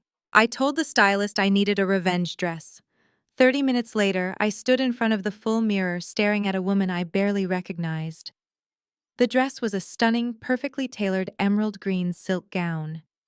It hugged every curve, falling elegantly to the floor with a dangerous plunging neckline and a bold slit up the leg. It was not the dress of a weeping, discarded wife. It was the armor of a woman who owned the entire room. I paired it with diamond drop earrings I had bought myself for a major real estate closing, and a pair of sleek black stilettos. At exactly 7 o'clock, a pristine black luxury town car pulled up to my driveway. The tinted window rolled down, revealing Jamal sitting in the back seat. He looked absolutely lethal. He wore a custom-tailored charcoal suit, exuding a quiet wealth Daniel could never hope to replicate. I locked my front door and walked down the driveway, the emerald silk catching the evening light. Jamal stepped out of the car, offering me his hand with a respectful nod. "You look like a CEO about to execute a hostile takeover," he observed smoothly. "That is exactly the plan," I replied. I smiled, sliding into the plush leather seat of the town car. The heavy doors clicked shut, sealing us inside. The city lights blurred past the tinted windows as we headed downtown. I smoothed the emerald silk over my knees, my heart beating with a steady, fierce rhythm. I felt no fear. I only felt the pure, unadulterated thrill of the impending reckoning. This was no longer just about a divorce. This was about eradicating a lifetime of disrespect. "Let us go support my sister on her special day." As the town car navigated through the heavy downtown traffic, I reached into my designer clutch and pulled out my tablet. Before I could fully enjoy the destruction of my sister this evening, there was one final piece of the puzzle I needed to share with Jamal. Earlier that afternoon, while I was getting ready for the party, my attorney, Caroline, had forwarded me the preliminary forensic accounting report. The judge had ordered a deep dive disclosure of Daniel's personal finances. Because he was so broke, he submitted his tax filings and credit history under penalty of perjury. Caroline's forensic team had spent the week tearing those documents apart, and what they found was nothing short of a federal crime. I opened the encrypted PDF file and handed the glowing tablet to Jamal. "Take a look at page 4, I instructed, watching his eyes narrow as he scanned the dense financial data. When Daniel realized I had completely frozen our joint accounts and legally walled off my real estate assets, he panicked. He needed a massive influx of cash immediately to keep up the charade of being a wealthy, successful corporate director for Brittany. But his credit was terrible because I handled our major investments. So he decided to get creative." Jamal read the highlighted sections, his jaw tightening. "Are these credit card accounts?" he asked, his voice dropping an octave. "Yes," I replied, a cold smile forming on my lips. 6 different premium credit cards, all opened within the last 30 days. But look closely at the primary account holder information. He did not open them under his own name. He used Brittany's social security number. Jamal stared at the screen in absolute disbelief. "He committed identity theft against his own mistress," Jamal stated slowly, shaking his head. "It gets so much worse." I continued, leaning closer to point at the second highlighted paragraph. "Brittany is notoriously careless with her personal information. She probably left her tax documents lying around the cheap motel room, and Daniel quietly took photos of her social security number. He applied for high-limit travel and shopping cards, immediately maxing them out to pay for the motel, the expensive dinners, and likely the deposit for this ridiculous book launch party tonight.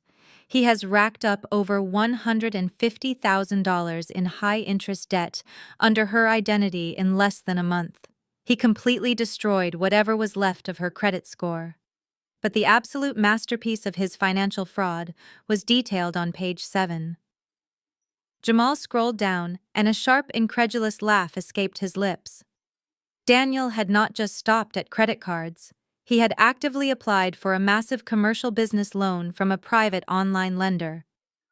In the application, Daniel explicitly listed himself as a managing partner of Jamal Private Medical Practice. He used Jamal's forged signature and public medical license number to back the loan, claiming they were expanding the anesthesiology clinic into a new commercial space. "He committed federal loan fraud using my medical license," Jamal said, his eyes practically burning holes through the tablet screen. "The sheer arrogance is staggering. He actually thought he could secure $250,000 from an online bank without anyone verifying his employment. The IRS flagged the discrepancy almost immediately because the tax identification numbers did not match up with his personal returns. I sat back against the leather seat, letting the absolute poetry of the situation wash over us. The two cheaters were secretly scamming each other. Brittany had lied to Daniel about the paternity of her child, actively planning to drain his non-existent bank accounts to fund her lavish lifestyle. Meanwhile, Daniel was actively stealing Brittany's identity to plunge her into 6 figures of insurmountable debt, all while attempting to defraud her legal husband business. They were two leeches desperately trying to suck blood from a stone, completely unaware that they were actually draining each other.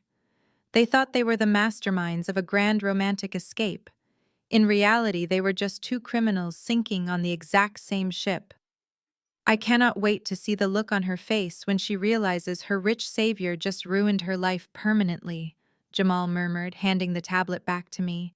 And I cannot wait to see Daniel's face when he realizes his pregnant prize is carrying his trainer baby. The town car slowly pulled to a stop in front of the grand illuminated entrance of the downtown hotel. The valet rushed to open the door. I slipped the tablet back into my clutch. We stepped onto the red carpet, the cool night air hitting my face. We were armed with federal tax documents, undeniable DNA evidence, and the cold truth. The party was waiting for us. We walked through the revolving doors of the hotel lobby, our footsteps echoing against the polished marble floors. The atmosphere was incredibly pretentious, perfectly reflecting Brittany and her obsessive need to project a lifestyle she could not actually afford.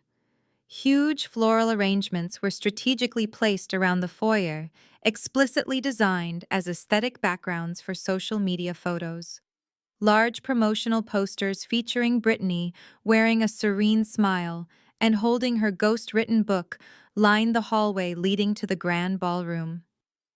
Jamal offered me his arm, and I took it holding my head high. We walked with the measured pace of two predators approaching a trap they had personally built. As we neared the massive double doors of the ballroom, I could hear the muffled sound of an upbeat jazz trio inside, mixed with the loud chatter of corporate executives and internet influencers. Two uniformed event staff members stood by the doors holding guest lists on electronic tablets. Before they could ask for our names, Jamal simply nodded at them. They recognized his quiet authority and immediately pulled the wooden doors open for us. We stepped into the grand room together. The ballroom was spectacular, bathed in warm amber light. Crystal chandeliers hung from the vaulted ceiling, and waiters circulated with trays of expensive champagne. Daniel and Brittany were standing near a raised stage at the far end of the room, surrounded by Daniel's senior sales executives and their wives. Brittany was wearing a tight, sparkling silver maternity gown that aggressively highlighted her barely visible bump. She was laughing loudly at something a vice president just said, clinging tightly to Daniel's arm. Our entrance did not go unnoticed. The emerald silk of my dress caught the light brilliantly, pulling the attention of guests near the entrance. Whispers began to ripple through the crowd like a sudden breeze across a calm lake. People nudged each other, pointing in our direction. A few of Daniel's colleagues' men who had been to my house for dinner parties suddenly stopped talking.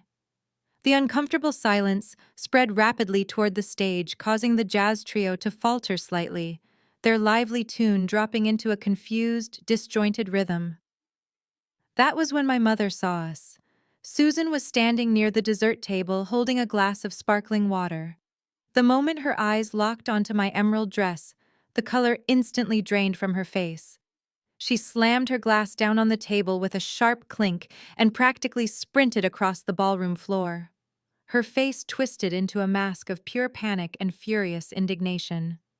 She intercepted us just 10 feet inside the door, stepping directly into our path and throwing her arms out wide as if she could physically herd us back into the lobby. "What do you think you are doing?" she hissed, keeping her voice low but frantic so the guests would not hear.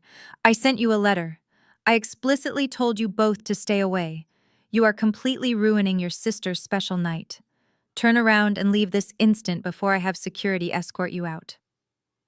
I looked down at my mother, feeling no emotional reaction to her anger. She looked so small, so desperately committed to protecting a lie. Before I could say a single word, Jamal stepped smoothly in front of me, shielding me from her toxic energy. He did not raise his voice. He did not look angry. He simply looked down at her with the clinical detachment of a doctor examining a minor annoyance. "Susan," Jamal said smoothly, his deep voice carrying a terrifying calm. "You seem to be under the severe misconception that you have any authority in this building."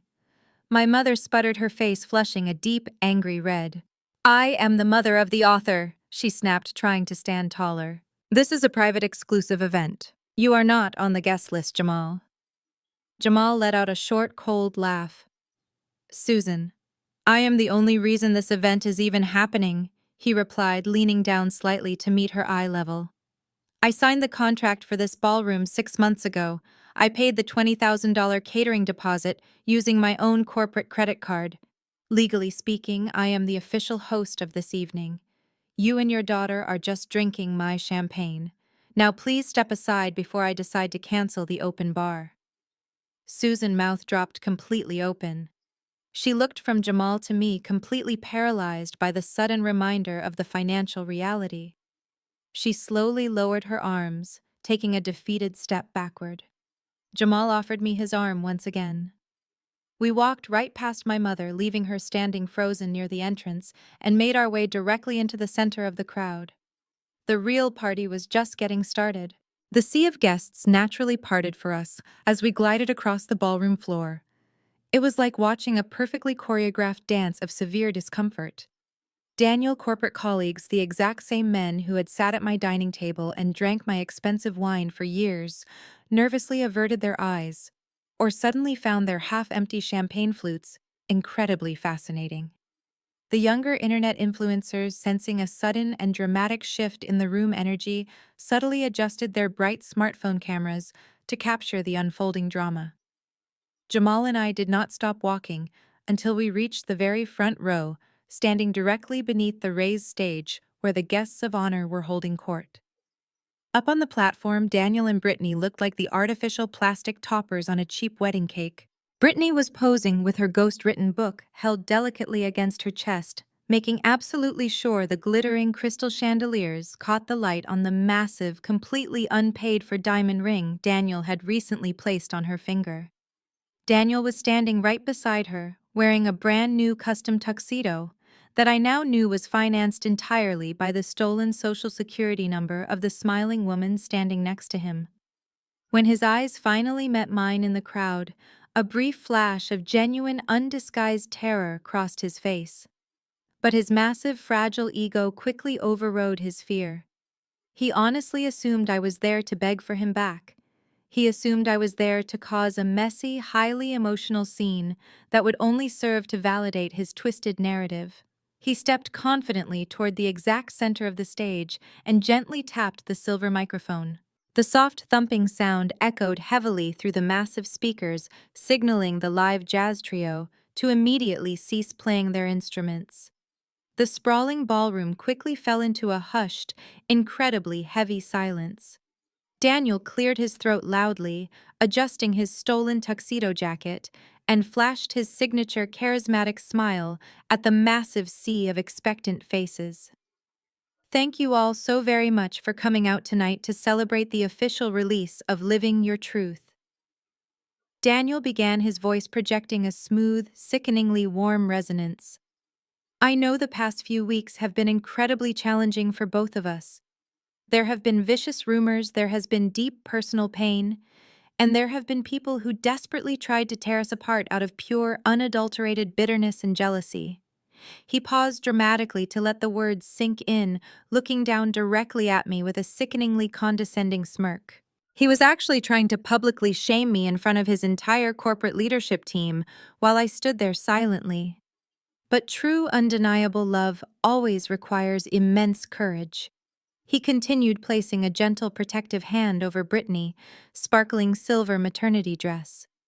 "Sometimes you have to make the absolute hardest choices in the world to find your authentic happiness. You simply have to walk away from toxic environments that drain your spirit and hold you back. Brittany and I found each other right in the middle of a terrible storm, and we bravely chose to protect our peace.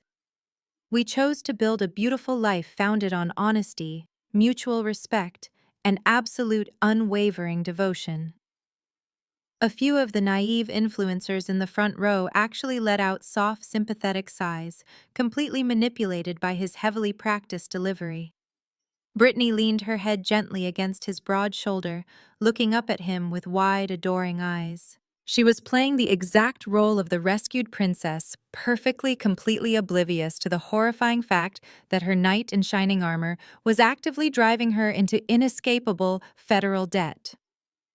And tonight is not just about celebrating this beautiful, inspiring book. Daniel announced, his voice steadily rising in a triumphant, joyful crescendo. It is also about celebrating our brand new future. It is about celebrating the ultimate blessing that successfully brought us through all the terrible darkness. We are so incredibly thrilled to announce to the world that we are expecting our first child together. This unborn miracle is the absolute, undeniable proof that our love was always meant to be. He raised his expensive champagne flute high into the warm ambient air. A smattering of polite applause rippled through the large ballroom, though many of his corporate colleagues looked highly uncomfortable clapping for a man who was openly bragging about abandoning his dedicated wife for his younger sister-in-law. I stood absolutely motionless, quietly listening to the echoing applause. The sheer, unadulterated hypocrisy of his entire speech was truly magnificent to witness.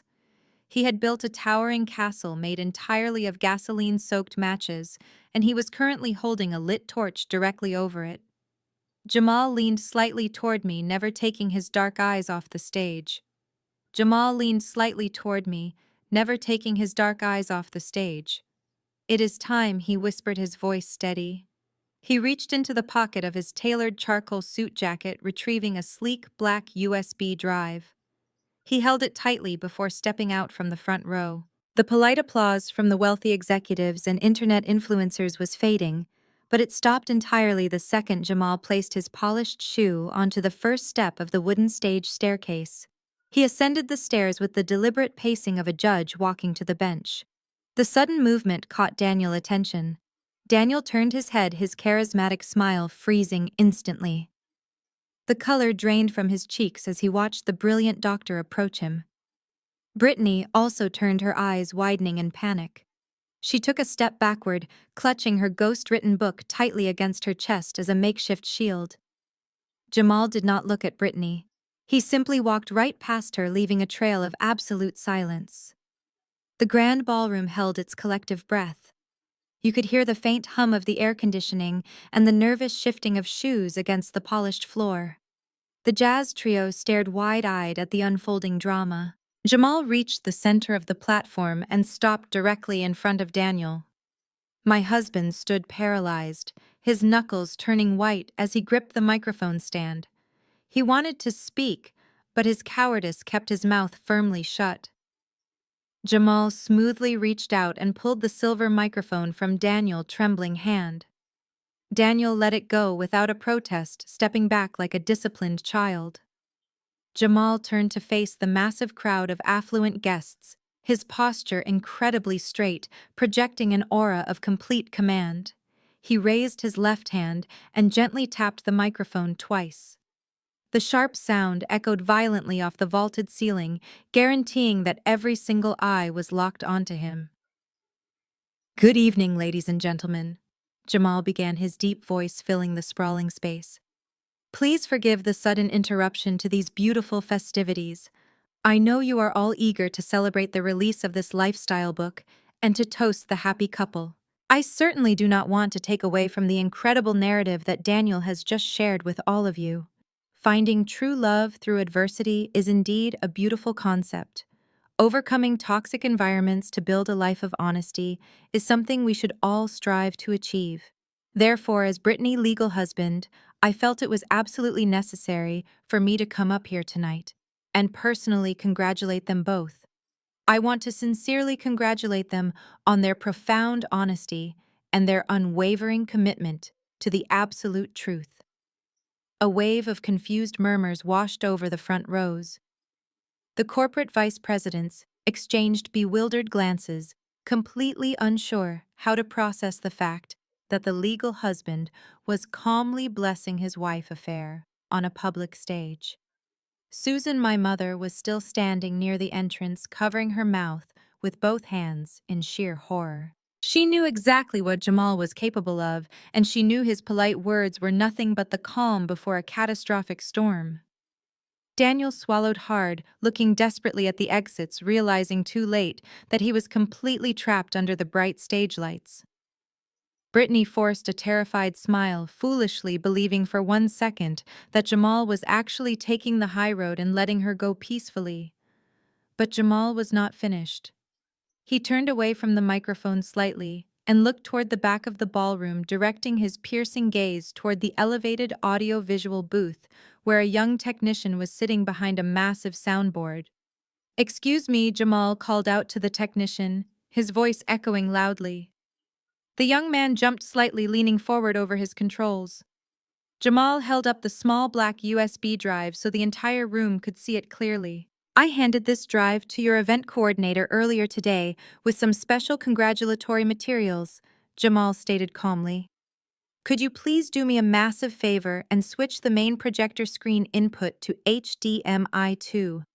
We have a very special visual presentation to share with the happy couple and their esteemed guests tonight." The technician hesitated for a fraction of a second before nodding. He pressed a button on his console. Behind Daniel and Brittany, the massive white projector screen that had previously displayed the elegant book cover suddenly went completely black. The digital click of the input switching echoed through the silent room. Daniel turned around to look at the blank screen, his chest rising and falling rapidly.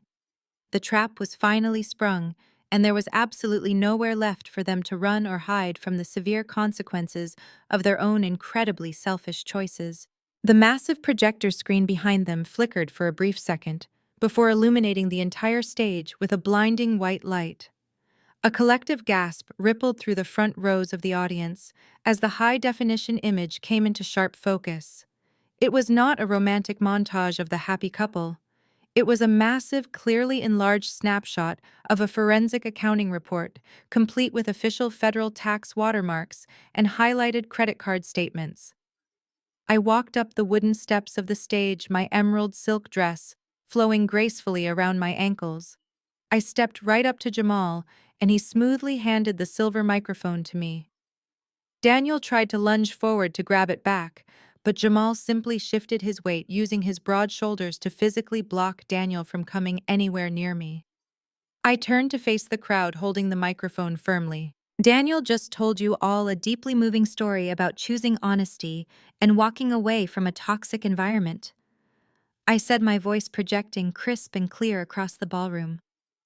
"But since we are celebrating the theme of living your truth tonight, I thought it was only fair to provide the actual documented truth of this incredible romance." I pointed to the massive screen behind me. "What you are looking at are the completely unredacted financial disclosures Daniel submitted to the family court this week under penalty of perjury," I explained loudly. "When Daniel decided to abandon our 10-year marriage, he firmly believed he was walking away with half of my $800,000 house and hundreds of thousands in joint savings. He promised my sister a life of absolute luxury.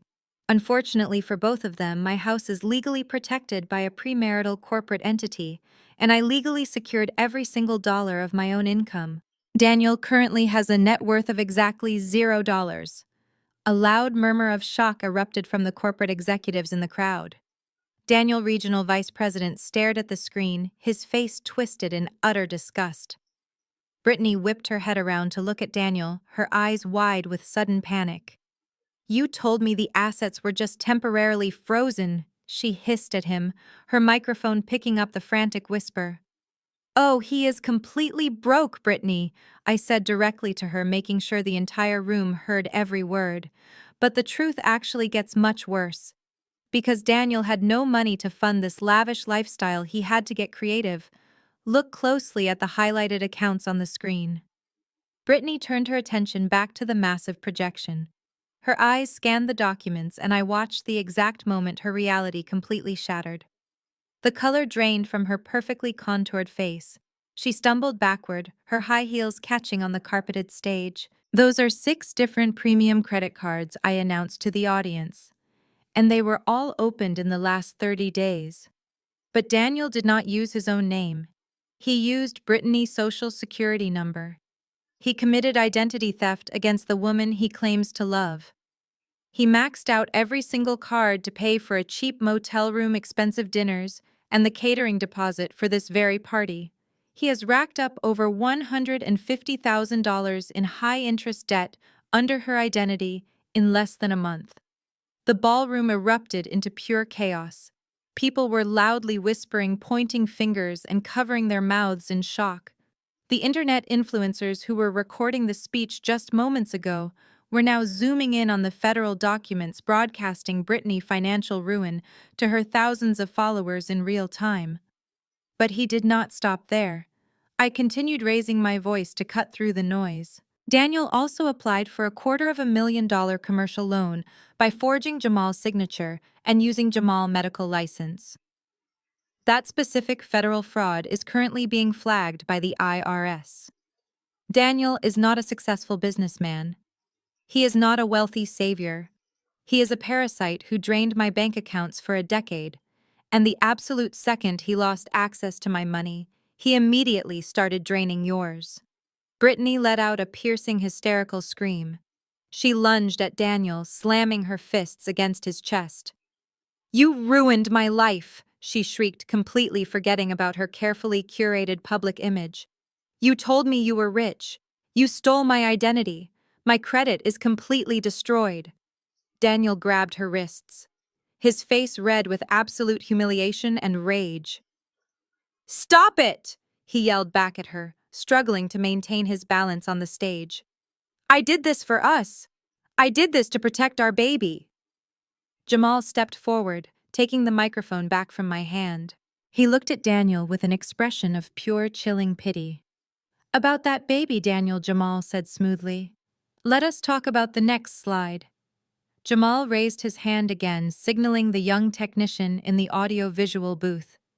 The massive projector screen behind us flashed black for a fraction of a second before a brand new document appeared in crisp, unforgiving high definition. This time it was not a tax form or a credit card statement. It was a formal medical report complete with the official logo of the Premium Healthcare Network, where Jamal worked as a senior anesthesiologist.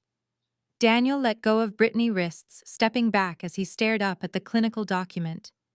"You have no right to show her medical records," Daniel shouted, his voice cracking with a mixture of desperate anger and sudden creeping dread. "That is the mother of my child. You are violating her privacy." "Actually, Daniel, she is my legal wife," Jamal corrected him, his tone completely devoid of emotion. "And she is fully covered under my premium hospital insurance plan. Every single medical claim she files goes directly to my secure employee portal. What you are looking at on the screen is a standard billing code for a dating ultrasound. But because I like to be incredibly thorough, I also requested a copy of the non-invasive prenatal testing results directly from the laboratory." Jamal reached into the inner pocket of his charcoal suit jacket and pulled out a crisp, white medical envelope. He held it up to the bright stage lights. "The blood test is a marvel of science," Jamal explained loudly. "It screens for genetic abnormalities, but it also provides a highly accurate timeline of conception. And as a doctor, I really appreciate accurate timelines." Brittany was hyperventilating now, shaking her head back and forth as she backed away from both men. "Jamal, please stop," she begged, her voice a pathetic whimper. "Do not do this. I will give you whatever you want." Jamal ignored her completely. He opened the envelope and pulled out the physical laboratory report, unfolding it with deliberate slowness. "According to this certified genetic timeline, the exact window of conception for this child occurred during the 3rd week of August." Jamal read aloud, his voice echoing through the silent ballroom. He slowly lowered the paper and looked Daniel dead in the eye. Do you happen to remember where you were during the third week of August? Daniel Jamal asked smoothly. Because Vanessa and I checked your corporate travel logs. You were in London attending a mandatory international sales conference. You were over 4,000 miles away across the Atlantic Ocean. Daniel's face went completely blank. His eyes darted from Jamal to Brittany, desperately trying to compute the biological impossibility. But we were together, right before I left. Daniel stammered, his logic crumbling in real time. Biology does not care about your excuses, Daniel Jamal replied sharply. The math is absolute. You were in London. But do you want to know where Brittany was during that exact same week? She charged $3,000 to my American Express card to attend a luxury wellness retreat in Sedona, Arizona, and she did not go alone. Jamal signaled the booth one final time. The screen shifted from the medical document to a bright, full-color photograph pulled from social media. It was a picture of Brittany wearing a tiny bikini, sitting happily on the broad shoulders of a heavily tattooed, extremely muscular man in a resort swimming pool. That man is Tyson, her personal fitness trainer, I announced, stepping forward beside Jamal. He posted that photo on his public business page, bragging about his private couple's fitness journey in Sedona during the exact week this child was conceived. The room erupted, the noise louder than before. Executives gasped, while influencers frantically typed updates on their phones. Daniel stared at the massive photograph of his supposed true love wrapped around her muscular trainer. The magnitude of his foolishness crashed down upon him. He had thrown away a loving 10-year marriage, an $800,000 house, and a comfortable lifestyle. He had committed severe identity theft and federal loan fraud, completely destroying his own financial future. And he did all of it to protect a woman who was actively carrying a child belonging to her gym trainer. Daniel slowly turned his head to look at Brittany. His charismatic facade was entirely gone, replaced by the hollow, broken stare of a man who had just watched his entire universe collapse. Is it true? Daniel asked, his voice barely a whisper, yet caught perfectly by the stage microphone. Is that his baby? Brittany burst into dramatic tears, covering her face with her hands. She could not formulate a single word of defense, since the medical evidence was glowing right behind her. The silence that followed her tears was the sweetest sound I had ever heard. Daniel did not reach out to comfort her. Instead, a guttural sound of pure rage ripped from his throat. He grabbed the half-full flute of expensive champagne sitting on the podium beside him and violently hurled it across the stage. The crystal shattered against the back wall, sending shards of glass and golden liquid raining down over the promotional posters of Brittany book. You lied to me, he roared, his face contorting into a mask of absolute fury. You told me that baby was mine. You made me walk away from my wife. I gave up my house, my savings, and my entire life for a child that belongs to a random gym rat. Brittany dropped her hands from her face, her fake tears instantly vanishing, replaced by the vicious, cornered animal she truly was. You gave up nothing, she screamed back, her voice shrill and grating over the audio system. You are completely broke. You dragged me into a cheap, filthy motel and stole my social security number. You ruined my credit score to buy a stupid tuxedo to show off to your boss. You are nothing but a pathetic, broke fraud. The argument quickly devolved into a horrifying, deeply public spectacle. Daniel lunged forward, grabbing the stack of her ghost-written books from the display table and aggressively shoving them onto the floor. The hardcovers hit the wood with heavy thuds scattering across the stage. Brittany retaliated by picking up her own champagne glass and throwing the liquid directly into his face. The alcohol splashed across his eyes, ruining his perfect hair and soaking his stolen collar. You are a complete loser, Daniel, she shrieked, pointing a shaking finger at his dripping face. I only stayed with you because you promised me you had hundreds of thousands of dollars hidden away. If I had known your wife controlled all the money, I would have never even looked at you.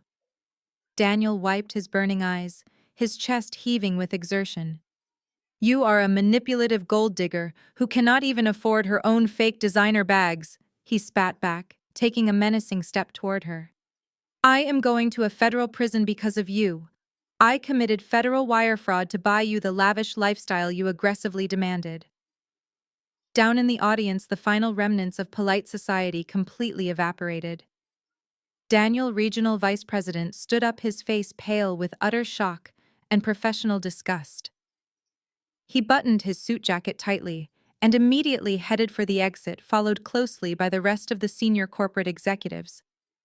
Daniel was not just losing his shiny new mistress tonight. He was losing his career, his professional reputation, and quite possibly his freedom. Meanwhile, the younger internet influencers were having the absolute time of their lives.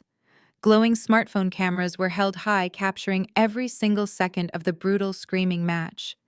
Brittany carefully cultivated online brand of peace, wellness, and aesthetic perfection was being violently dismantled live on the internet.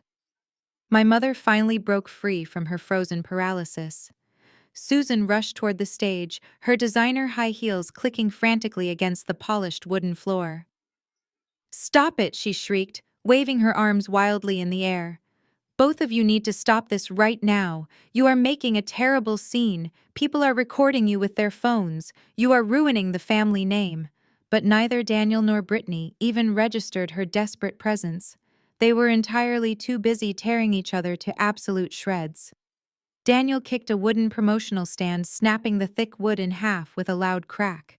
Brittany grabbed another glass from a passing waiter tray, completely missing Daniel and shattering it against an expensive lighting fixture. It was an absolute glorious implosion. Jamal placed his hand on my back, guiding me away from the splash zone. We stood perfectly calm in the center of the raging hurricane, watching the two people who had tried to destroy us completely annihilate each other. We did not need to shout. We did not need to cry or throw things. The absolute truth was the only weapon we needed to win this war. I looked up at Jamal, a profound sense of peaceful closure washing over my entire body. The massive projector screen behind the fighting couple was still brightly displaying the undeniable medical and financial evidence of their mutual destruction. The jazz trio had packed up their brass instruments and fled the room in terror. Hotel security guards were rushing through the main double doors, their radios squawking loudly as they sprinted toward the stage to physically separate the screaming mess of a couple. The glamorous launch party for Living Your Truth was officially over. They were ruined, and my brand new life of absolute freedom was finally beginning tonight. Exactly 6 weeks passed since the spectacular implosion at the downtown hotel. My life had settled into a beautiful, uninterrupted rhythm of peace and extreme productivity. I was sitting behind the sleek glass desk in my corner corporate office, reviewing a highly lucrative commercial real estate portfolio. The morning sun was pouring through the floor-to-ceiling windows, perfectly reflecting my bright new reality. I had successfully finalized my divorce with Daniel, effectively cutting him out of my life with the surgical precision of a scalpel. Jamal and I had celebrated our respective legal victories with a quiet, expensive dinner toasting to our mutual liberation. The intercom on my desk buzzed, breaking the comfortable silence. My assistant Sarah sounded incredibly tense. "Vanessa. I am so sorry to interrupt your morning workflow," she said hesitantly. "Your parents are standing in the reception area. I told them you were entirely booked with executive meetings today, but they are refusing to leave the lobby. They are causing quite a scene and demanding to speak with you immediately." I did not panic. I simply saved my spreadsheet and leaned back in my ergonomic chair. "Send them in, Sarah," I instructed calmly. "But please alert building security to stand by the elevators just in case." A minute later, the heavy frosted glass door of my office swung open. Richard and Susan stepped inside, but they looked absolutely nothing like the arrogant, demanding people who had stormed into my foyer and slapped me just 2 months ago. They looked like they had aged a decade. My father's suit was heavily wrinkled and his posture was completely defeated. My mother was clutching a worn leather handbag, her face devoid of makeup, her eyes puffy and ringed with dark circles of sheer exhaustion.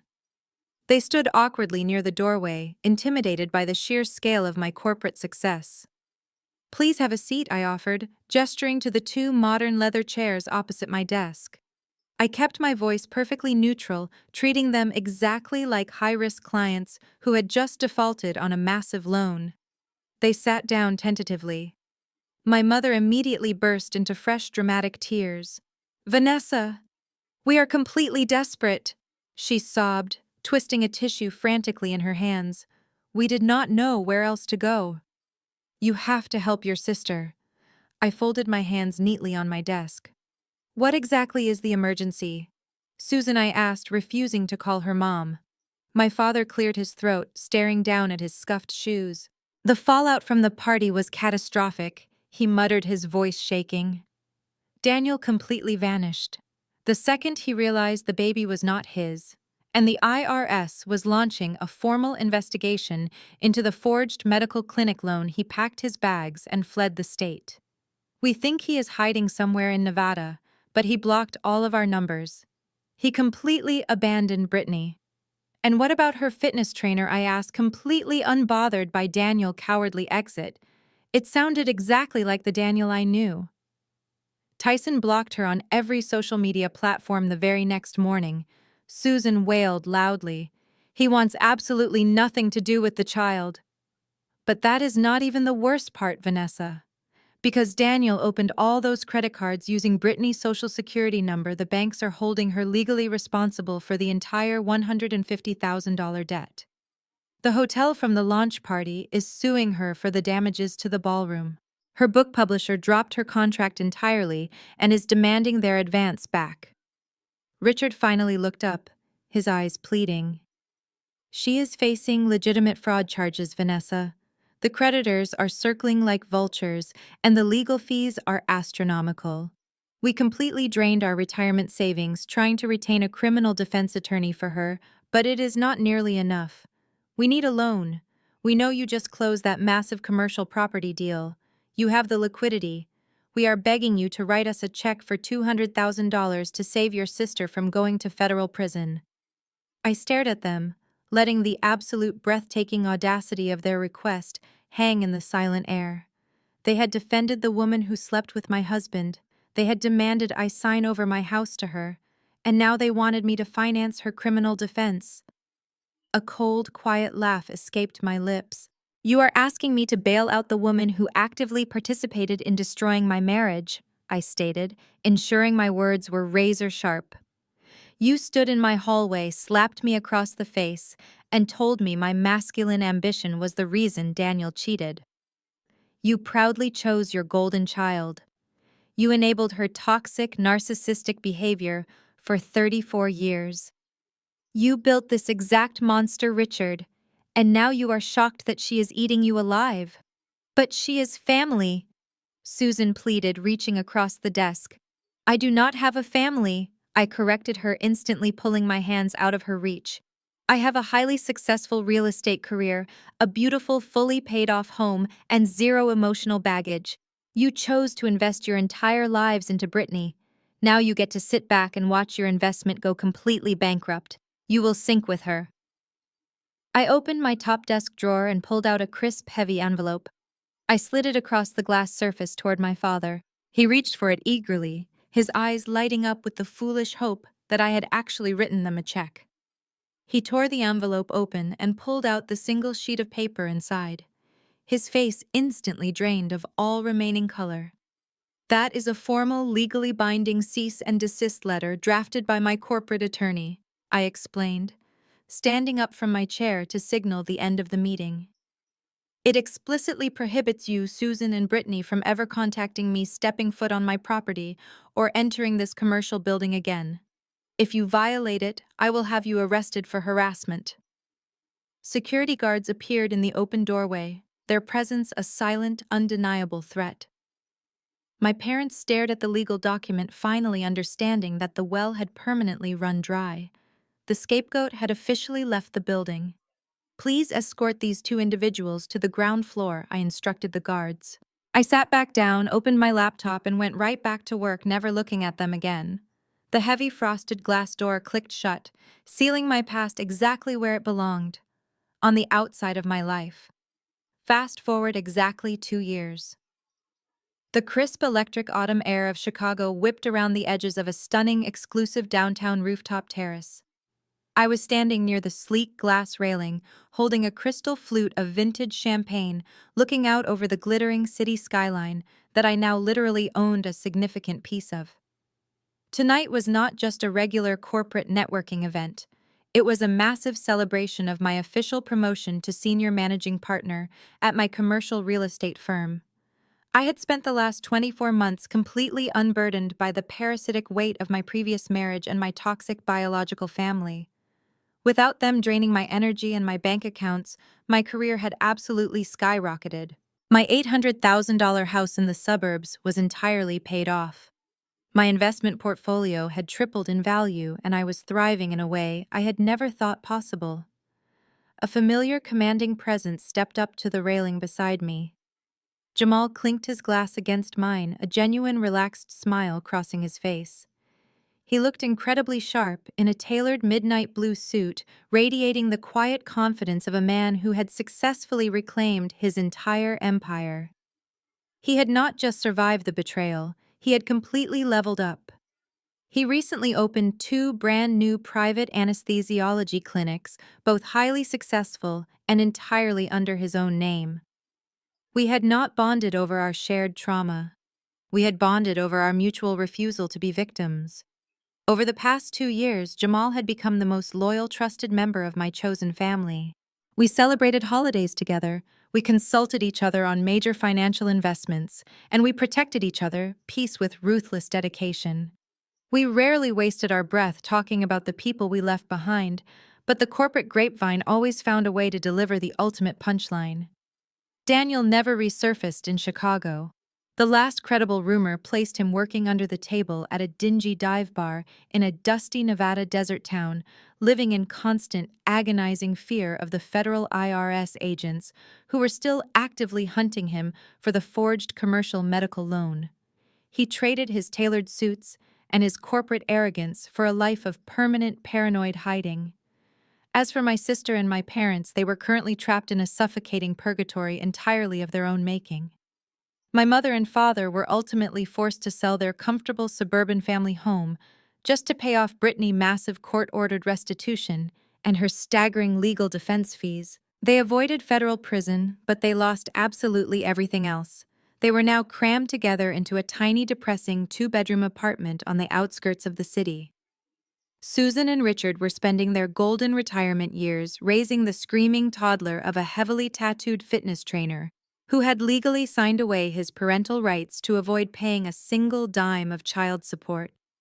Brittany lost her influencer platform, her fake designer wardrobe, and her fleeting youth.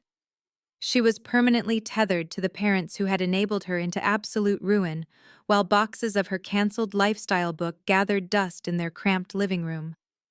I took a slow, deliberate sip of my champagne, letting the cool wind rush past me. Society spends an incredible amount of time aggressively pushing the dangerous narrative that blood is thicker than water. We are conditioned from birth to forgive the unforgivable simply because we share genetic material with our abusers. We are constantly told to keep the peace, to be the bigger person, and to endlessly pour our hard-earned success into the gaping black holes of our toxic family members. But the absolute truth is that blood means absolutely nothing if it is actively poisoning your life. You do not owe your success to the people who relentlessly mocked your ambition. You do not owe your loyalty to a partner who secretly despises your strength and steals your resources. You are completely allowed to pack up your dignity legally, protect your assets, and walk entirely away from the table when respect is no longer being served. Choosing to initiate a strict no-contact rule was not an act of cruelty, it was an act of profound, necessary self-preservation. I willingly chose to be the cold, heartless villain in their delusional narrative, so I could finally be the hero of my own actual life. And standing here tonight looking at the empire I built, I know it was the greatest deal I ever closed. If you are watching this video and you are currently suffocating under the heavy, crushing weight of a golden child sibling, a narcissistic partner, or parents who only view you as an emotional bank account, this is your official sign to cut the cord. Stop setting yourself on fire just to keep them warm. Take back your power. secure your finances, and leave them entirely in the dark. Tell me your own no-contact success stories in the comments below. How did you finally break free from your toxic bloodline? Share your escape strategies and your victories, because your survival story might be the exact blueprint someone else needs to finally walk out the door and reclaim their life.